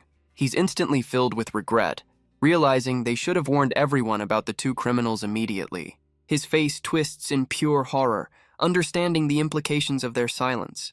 Through the glass doors, they see the grim aftermath of the criminals' work. Minho's friend can't understand why they would do this, his mind reeling from the sudden violence. But the younger criminal's face is a mask of pure, unhinged glee, revealing the culprit. The victim's body is a grotesque mess, barely recognizable, and the younger criminal just grins, his eyes wide with a terrifying, unhinged glee. Minho's friend can't understand why that specific person was targeted.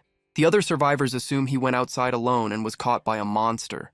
But someone points out his hand was on the doorknob, as if trying to get back inside. The younger criminal agrees, suggesting the man's recklessness could have endangered them all. But Minho's eyes narrow, sensing that something about this story is terribly wrong. He recalls how quiet the night was, noting they never heard a single scream, and he can see sharp wounds on the body, suggesting he was attacked before the monsters even arrived. The younger criminal's crazed expression confirms the horrifying truth. He was the one who did it.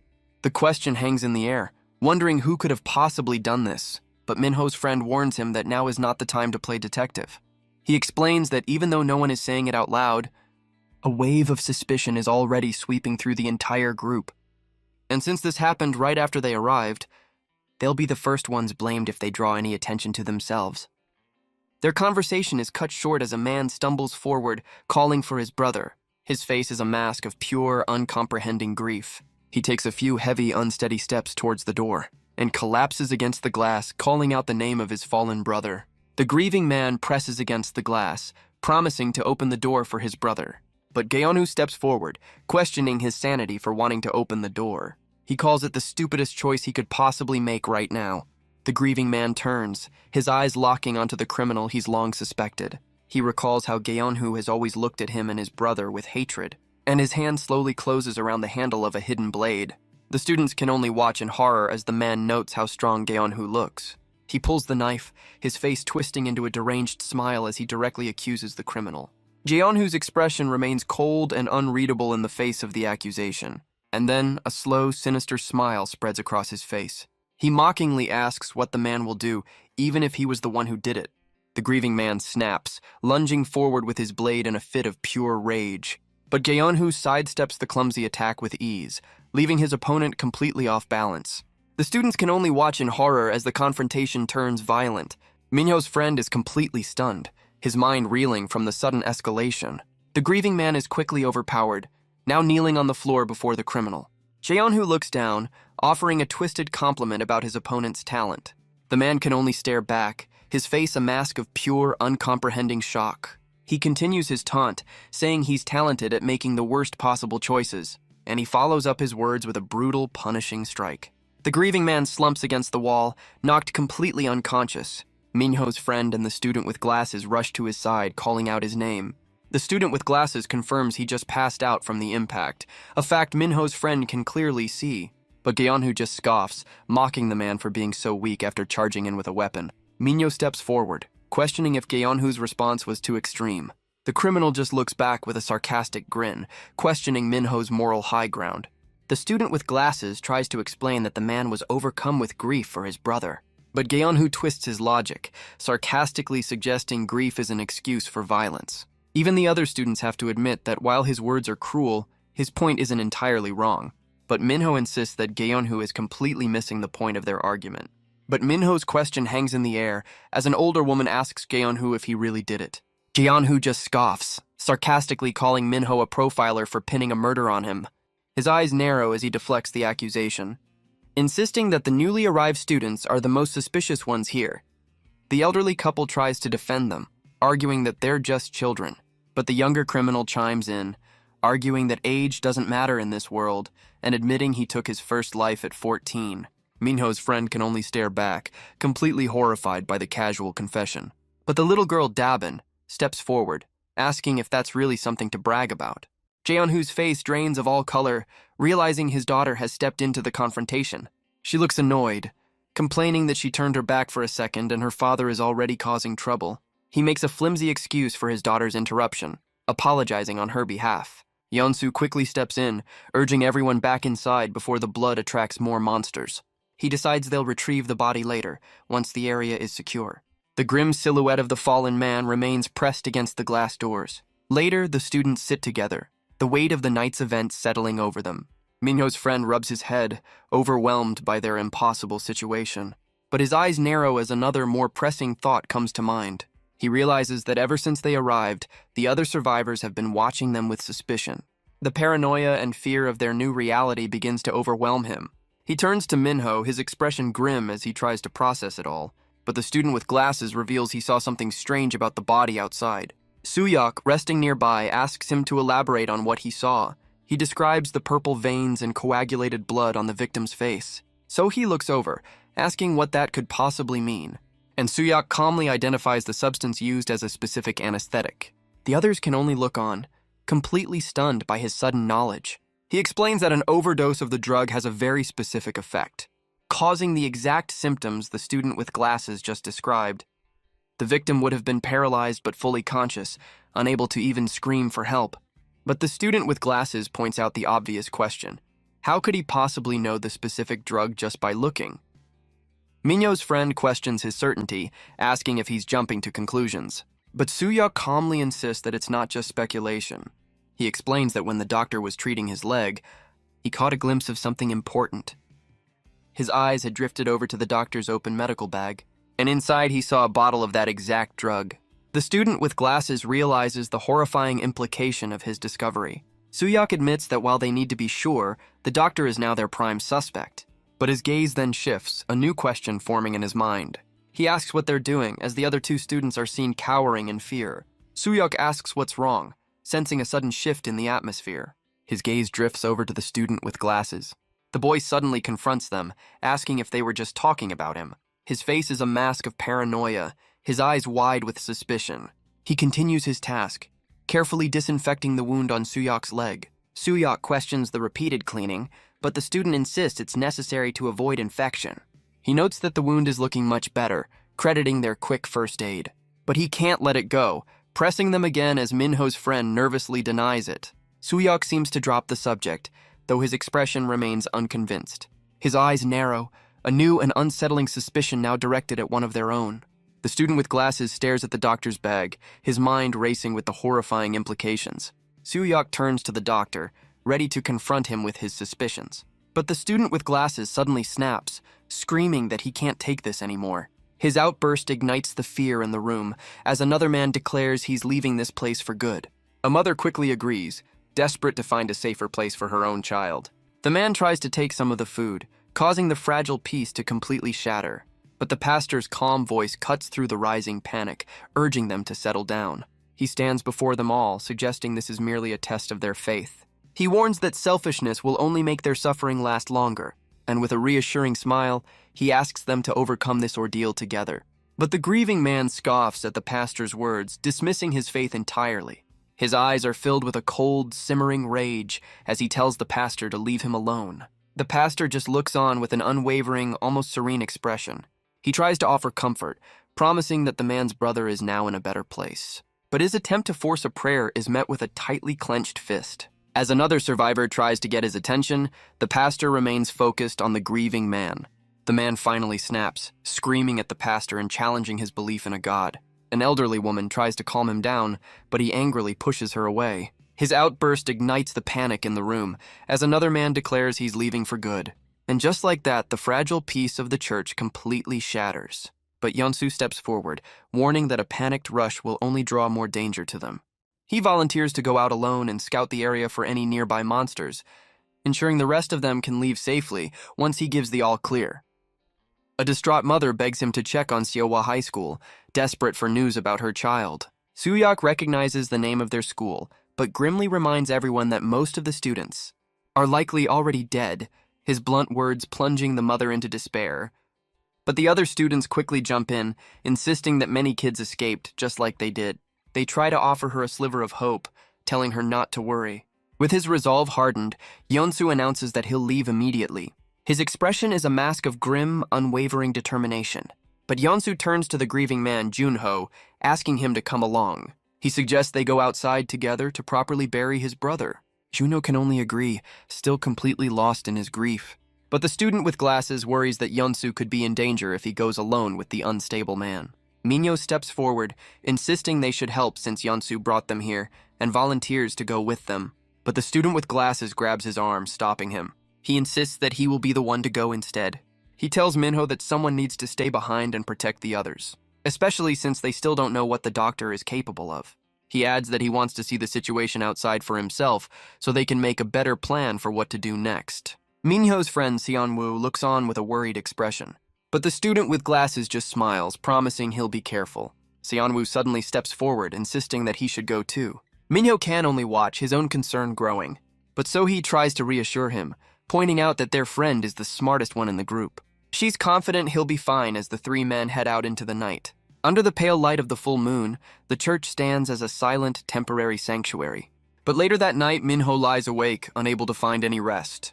He stares into the darkness, his mind still racing with the day's events. Nearby, Soo-hyuk sits up, asking Minho what's bothering him. Soo-hyuk gestures towards the doctor, his voice filled with contempt. He can't stand the sight of the man acting so innocent, knowing he's a killer.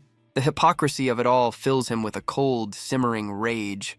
He admits that watching the man makes him sick to his stomach. Seon-woo warns him to keep his voice down, but Soo-hyuk doesn't care who hears. The two of them sit in a tense, uneasy silence. But their quiet argument is interrupted as the doctor himself approaches them. He asks if they have something to say, noting how they keep staring at him. Soo-hyuk's eyes narrow, his suspicion hardening into a direct challenge. He asks the doctor if he remembers the condition of the body they found at the door. Seon-woo snaps, demanding to know what's wrong with the doctor. The man stammers, claiming he didn't get a good look because the sight made him sick. But Soo-hyuk cuts him off, asking if the symptoms weren't from a specific anesthetic overdose. He accuses the doctor of pretending not to know the victim was paralyzed by that very drug. The doctor's face drains of all color, his facade completely shattered.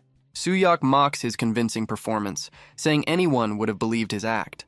But the doctor suddenly calls out to Yeon-soo, the leader of their group. He begins to confess, explaining that a few days ago, Yeonsu came to him for something. Minho's eyes narrow, sensing this story is about to take a dark and unexpected turn. The doctor reveals that Yeonsu was the one who took the drug, his confession accompanied by a horrifying vision of the man completely unhinged. Outside, Yeonsu kneels over the paralyzed Junho as the student with glasses looks on in horror. He explains how worried he was that Junho might not have come with him. He reveals he always knew Junho's brother was trash, no matter how well he hid it. And because of people like him, Yeonsu can enjoy himself without feeling any guilt. With a chilling smile, he thanks Junho for showing his true vile colors. He then wonders aloud if the doctor, Seong-ho, was just too naive from his studies. He explains how he lied about being a nurse to get the drug, and the doctor simply handed it over. The student with glasses can only stare, realizing Yeonsu's good image was all part of the plan. Yeonsu then asks Junho if he knows how his brother really died, revealing the syringe in his neck. He explains that he paralyzed the man first, leaving him completely helpless on the ground. Yeonsu holds up the syringe, explaining how he used it to stab the man deep in the back, paralyzing him completely. He then left the helpless man outside. Knowing a monster born from his blood would eventually consume him, he looks back at the student with a chilling, triumphant smile. With the body at his feet, he asks if his plan wasn't absolutely perfect. The scene then cuts to a memory of two boys sitting on a rooftop.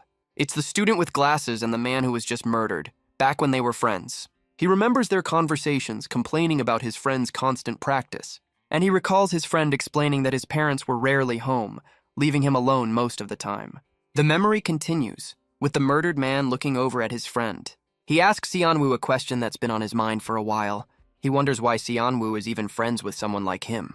But the memory fades before Seonwoo can answer, a silent testament to their lost friendship. Back in the present, Minho struggles to break free, screaming that Seonwoo is out there with a killer. So he grits her teeth, desperately trying to get him to calm down. Soo-hyuk adds that rushing out blindly is just a suicide mission, but Minho refuses to listen, his only thought being to save his friend. Soo-hyuk can barely hold him back, stunned by the sheer strength of the high schooler. He realizes with a grim certainty that at this rate, Minho is going to break free and run straight into danger. The pastor steps forward, calmly addressing the struggling student. He suggests they all calm down and pray for their friend's safe return, promising that the Lord will protect him. But Jeonwoo scoffs from the pews, sick of hearing about a god who won't come down and fight for them. The pastor ignores him, insisting this is all a test of their faith and that trust will see them through. Jeonwoo just mocks the idea, pointing out that trust has already failed them in this hellscape. He reminds them of the desperation that has turned survivors against each other over scraps of food. With a cruel smile, he suggests that even a god would go mad trying to judge them now. The pastor admits that faith is difficult, but his words are cut short. Minho's friend snaps, screaming at them to stop their debate and help him restrain Minho. But it's too late, as a hand reaches for the door, ready to open it to the horrors outside. But it's not Minho who reaches the door. It's the mother who was worried about her son at Seowa High. She declares that she can't take it anymore and is going to find her child. Overcome with grief, she insists on going to the school to see for herself. The thought of what might have happened to her son is too much for her to bear. But as she looks through the glass, she's met with a horrifying sight. A massive, grotesque creature stands just outside, its face a mask of sorrow. The woman can only stare back, her mind completely shattered by the terror. And the monster crashes through the glass, its massive form lunging right for her. As she collapses in terror, the others scramble to seal off an inner door. They push with all their might, knowing that if this barricade falls, they're all dead. The woman who was just attacked sits on the floor, her mind completely shattered. She lets out a desperate, terrified scream, but the inner door begins to crack under the immense pressure from outside. Jeonwoo screams that the barricade won't hold for much longer. Minho can only watch, his expression hardening with grim resolve. But the panicked woman suddenly offers a horrifying suggestion to create a diversion. She argues they should sacrifice the old and injured since they're doomed anyway. Soo-hyuk immediately snaps, questioning if she's completely lost her mind. Even so, he is horrified by the thought of using another person as bait. But the woman just screams back, demanding to know if they have a better idea. But the pastor steps forward, telling them to open the door on his signal. He tells Gaeonhu to hold the barricade, as the students look on in terror. He then drops a sheathed katana to the floor, revealing his weapon. He unsheathes the blade, promising to strike the moment the door opens. An inscription on the sheath reveals it was a gift for a lifetime of military service. Jeonwoo can't believe they're putting their faith in the old man, but the pastor begins his countdown. His face is a mask of pure focus as he begins the count. The other survivors can only watch in terror as the count continues. And on the count of 3, a hand grips the handle and pulls the door open. But Geon-hoo looks back in confusion, realizing the plan has already gone wrong. The panicked woman screams that their plan is insane and they're all going to die. She desperately asks the pastor if there's another way out, but he confirms they're trapped. Jeon-hoo screams that the barricade is about to give way under the immense pressure. And with a final shattering impact, the door is completely blown off its hinges. Jeon-hoo is sent flying backwards, thrown across the room by the sheer force of the blast. Minho is also caught in the explosion, bracing himself as debris flies everywhere. Jeon-hoo's face contorts in pain as he's thrown through the air. The student with glasses is sent tumbling, his own glasses knocked from his face. Minho hits the ground hard, the impact knocking the wind from his lungs. The church is now a scene of pure chaos, their last line of defense completely shattered. Jeon-hoo struggles on the ground, his face slick with sweat and grime. But his eyes snap open in pure, unadulterated terror, because a grotesque, smiling face looms over him, its teeth dripping with filth. The other survivors can only scream, completely paralyzed by the new horror. The massive beast stands in the wreckage, a monument to their failed defense. The distraught mother continues to cry out, desperate to reach her child. But her desperate plea is about to be silenced for good. Nearby, Geon-hoo's daughter tries to snap her father out of his daze. She gently shakes him, her small hands trying to bring him back to reality. But her own tears betray her fear, her face a mask of worry for the man she's trying to save. The mother weeps, offering a final, broken apology to her own child. Her eyes reflect the horrifying decision she's just made, to use her own child as bait. With her humanity seemingly gone, she throws the small child towards the monster. It's a desperate, unthinkable act of self-preservation, and she can only scream as the sacrifice is made. The child is left alone on the floor, a tiny figure in a room full of carnage. The scene then flashes back to that same rooftop memory Seonwoo was having. His murdered friend asks him a question that's been on his mind for a while. Seonwoo can only look down, unsure of how to answer. His friend wonders why Seonwoo would be friends with someone like him, who has nothing to offer. The memory continues, with the other Minho admitting he's not good with people and isn't very fun. But Seonwoo just smiles, saying you don't need a reason to be friends. He explains that he just started talking to people, and their friendship happened naturally. The other Minho seems completely taken aback by the simple explanation. Seonwoo adds that his friend is actually quite funny sometimes. The boy can only look back, completely surprised by the compliment. Seonwoo continues, a knowing smile on his face. He explains that while his friend is usually calm, once he snaps, he becomes the most reckless person he knows. And that memory snaps to the present, as the pastor throws himself forward to save the terrified little girl. The other Minho wonders if that's really supposed to be a compliment. But the monster simply holds the pastor and the girl, remarking that it's not a bad thing at all. So he and Suyok can only stare, completely baffled by the creature's actions. The other survivors are just as stunned, their faces a mask of disbelief, and the mother who threw the child can only look on in absolute uncomprehending horror. Minho looks up, his own mind struggling to process the impossible scene. The massive beast stands over them, not as a threat, but as a protector. Its face is a mask of sorrow, its eyes filled with a strange, mournful light. The pastor, still in its grasp, stammers out a question to the creature. He tells the beast that it too is one of God's creations. The pastor continues his sermon, insisting that the Lord is watching over them all. He nervously asks the creature to put him and the child down safely. His voice trembles as he pleads with the massive beast, but the monster simply throws them both aside with a brutal, careless toss. The pastor is sent flying through the air, his prayer unanswered. The little girl can only scream as she's hurled across the room, but Minho lunges forward, determined to catch them before they hit the ground. He manages to break their fall, taking the full force of the impact himself. He asks if they're all right, the little girl confirming she's safe in his arms. But the pastor can only groan, the fall having taken its toll on the old man. The pastor can only mutter in defeat, his body aching from the fall. He trembles on the floor, his faith completely shattered by the brutal reality. He looks up to see the massive beast still looming over them all. Its grotesque face is a mask of pure, unreadable power. The old man's eyes widen in terror, realizing the danger is far from over. From across the room, his wife rushes towards him, her face a mask of panic. He can only urge her to run, to save herself from the monster's path. But it's too late as the creature lunges forward in a blur of motion. Its massive form descends upon the helpless woman, and she can only scream, reaching out in a final desperate plea for a salvation that will never come. but a new monster lets out a deafening, silent roar. The sound is so intense that So-hee and Soo-ya clutch their heads in agony, and the other survivors are completely overwhelmed by the piercing cry. The hulking beast looms over the terrified survivors, ready to attack. Nearby, the student with glasses looks up, his face a mask of pure terror. He scrambles on the floor, his vision blurred without his glasses. His hand fumbles for the frames, his only link to a clear view of this nightmare. He calmly puts them back on, his panic suddenly gone. And as he rises to his feet, his entire demeanor has changed. The fear in his eyes is replaced by a cold, calculating resolve. The church floor is now littered with the bodies of the fallen survivors. But the student with glasses looks on with a cold, analytical gaze. The pastor's wife weeps over his body as the boy watches from the background.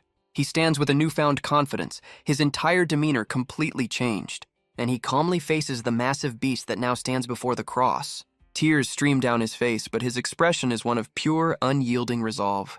He tells the others that just staring at the monster won't give them any answers. The hulking creature takes a heavy step forward, its attention now fixed on him. Nearby, Gaeonhu struggles to his feet, his mind still reeling from the chaos. As a terrified child calls out to him, the student with glasses has become their unlikely leader. Gaeonhu looks up, declaring that he saw everything. He sits amidst the rubble, his body battered but his mind clear. With a pained groan, he pushes through the agony, and his eyes burn with a newfound desperate resolve. He remembers the massive beast shielding his daughter from harm, and with a quiet reverence, he offers his thanks to the creature. He then rises to his feet, tearing a yield sign from its base. He faces the monster, explaining there's only one path forward now. A single, desperate way for all of them to make it out alive. And with the sign held high, he prepares to fight for that chance. His knuckles turn white as he tightens his grip on the makeshift weapon, his face twisting into a mask of pure, unadulterated rage. And he brings the heavy sign down with a brutal, crushing blow. He screams at the beast, daring it to come at him with everything it has. But the monster just roars back, its fury completely undiminished by the attack. The story then cuts to a quiet, corpse-littered street elsewhere in the city. A lone cat rummages through a pile of trash, a small sign of life in the dead city. It pauses for a moment to clean itself, completely unaware of the horrors that still lurk in the shadows, and its brief moment of peace is shattered by the arrival of the sobbing monster from the school. The cat turns, its brief moment of peace completely shattered, but the creature simply holds out a single delicate flower. It offers the small gift to the cat, a moment of strange tenderness in the carnage. The cat looks up, seemingly unafraid of the grotesque figure beside it. The monster's eyes are vacant, its expression a mask of unending sorrow. But its head suddenly jerks up, its attention drawn by a new sound. Its gaze falls upon the church, the source of the recent chaos. Back inside the church, the broken sign lies on the checkered floor, and a single drop of blood hits the ground, a grim reminder of the fight. Jeonhu can only look up, his face a mask of pure, uncomprehending shock. Jeonhu hangs upside down, his desperate charge having failed completely. The massive beast holds him by the leg, a helpless trophy in its grip. His daughter can only scream his name, her face a mask of pure terror. His shirt falls away, revealing the intricate tattoos of his past life. The monster roars, its fist clenched as it prepares to deliver the final blow. But Gaeonhu's eyes remain shut, his face a mask of grim acceptance. The creature's expression seems to shift, its rage replaced by a strange sorrow. But Gaeonhu isn't finished yet, his hands clenching into tight fists. He grits his teeth, channeling every last bit of his strength, and the monster's face twists into a wide, unsettling grin. The student with glasses can only stare, wondering if the monster actually just smiled. He realizes this creature's goal isn't to consume them. It just enjoys the act of inflicting pain. Nearby, Soo-hyuk struggles on the floor, his eyes fixed on the pastor's fallen blade. He slowly reaches for the katana, a desperate plan forming in his mind. But a hand suddenly grabs him from behind, stopping him in his tracks. He turns with a look of pure, unyielding determination. It's So-hee, who desperately asks what he thinks he's doing. He tells her he's aiming for the back of its neck, insisting it's their only chance. But she argues that he can barely even walk, calling his plan completely reckless. He snaps at her, demanding to know what she expects when no one else is moving. So-hee can only stare back, his harsh words hitting their mark. He calls her a coward, but she quietly insists that she's not. But their argument is cut short as a new hand reaches for the fallen blade. They both look up, surprised by the sudden intervention. Meanwhile, Gaeonhu clenches his fists, still trapped in the monster's grip. But it's another man, kneeling with his terrified child who has a plan. He calls out to Minho, his eyes filled with a desperate resolve. He asks our boy if he can somehow knock the massive creature over. He insists that if Minho can just create an opening, he'll take care of the rest. The man offers him the pastor's sheathed katana, his eyes pleading. Minho's gaze hardens, the weight of their lives now resting on his shoulders. Nearby, Gyeonhu's daughter can only cry out for her father, but Minho places a hand on her head, promising to save him and telling her to hide. With his resolve steeled, our boy prepares to make his move. He plants his foot firmly on the ground and launches himself forward with a powerful, desperate kick. His face contorts in a furious roar as he puts everything into the attack. The impact sends the massive creature stumbling backwards, completely off balance. And the monster's face is a mask of pure shock, its eyes wide with disbelief. Minho lies on the ground, having put every ounce of his strength into that single, desperate blow. Suyuk can only stare in disbelief, wondering what Minho was thinking with such a reckless charge. But the man who orchestrated the plan watches with grim focus, his moment finally at hand. The massive beast staggers back, its grip on Gyeonhu finally broken by the impact. The criminal collapses to the floor, freed from the monster's crushing grasp. From the pews, Suyuk wonders if that insane, head-on attack actually worked. Nearby, the doctor's bag lies open, the bottle of anesthetic ready and waiting. The man who gave Minho the weapon moves in, pulling a syringe from the bag. He fills it with the powerful drug, preparing to execute the final part of his plan. Minho grits his teeth, his part of the desperate gamble now complete. But the enraged monster recovers, lunging forward with a furious roar. The man with the syringe braces himself, his window of opportunity closing fast. His eyes narrow with a cold, unwavering focus as he prepares to strike. But the creature is too fast, landing a brutal blow that sends him flying. He's thrown backwards, the force of the impact nearly knocking him unconscious. But he grits his teeth, fighting through the agony with a final surge of will. He digs his heels into the checkered floor, refusing to be thrown aside, and with his last ounce of strength, he plunges the syringe deep into the monster's leg. His face is a mask of grim satisfaction, his desperate gamble a success. He pulls his hands back, the potent anesthetic now coursing through the creature's veins. Minho grabs hold of the massive beast, refusing to let go. The others can only watch in horror, wondering if Minho has completely lost his mind. But Suyuk points them to the real plan unfolding just behind the creature. Because Gyeonhu is there, using every ounce of his strength to lift the monster's leg. His face is a mask of pure, unyielding determination. He digs in, refusing to give an inch against the impossible weight. With a final, desperate roar, he heaves the creature upward, and Minho matches his cry, pushing with all his might. Their combined strength sends the massive beast flying through the air. The student with glasses stumbles back as the monster crashes to the ground. The creature's grotesque flesh ripples from the brutal impact. It lies stunned on the checkered floor as Minho collapses from the sheer effort. He can only lie there, his body screaming in protest after the impossible feat. But another figure steps past him, their focus fixed on the fallen beast. They walk right up to the monster, standing over its paralyzed form. It's the pastor's wife, who raises the katana with tears in her eyes, seeking payback for her husband, and she plunges the blade deep into the creature's back with a desperate cry. But her face is a mask of pure shock, realizing her attack has failed. The blade is buried in its flesh, but the monster seems completely unfazed. Minho looks on, realizing with dawning horror that the strike was far too shallow. Her hands tremble on the hilt of the blade, her strength failing her. But the monster's eyes snap open, its bloody hand reaching out from the floor. The pastor's wife can only stare in horror as the creature begins to rise. Her brief moment of vengeance has turned into her final terrifying mistake. But a foot suddenly slams down on the blade, driving it deeper into the creature's back. It's Sohee, who grabs the hilt with both hands, her face a mask of tearful resolve. The older woman can only look on in stunned silence at the sudden intervention. Sohee screams through her tears, finally pushing back against the accusations of cowardice, and she puts every last ounce of her strength into driving the blade home.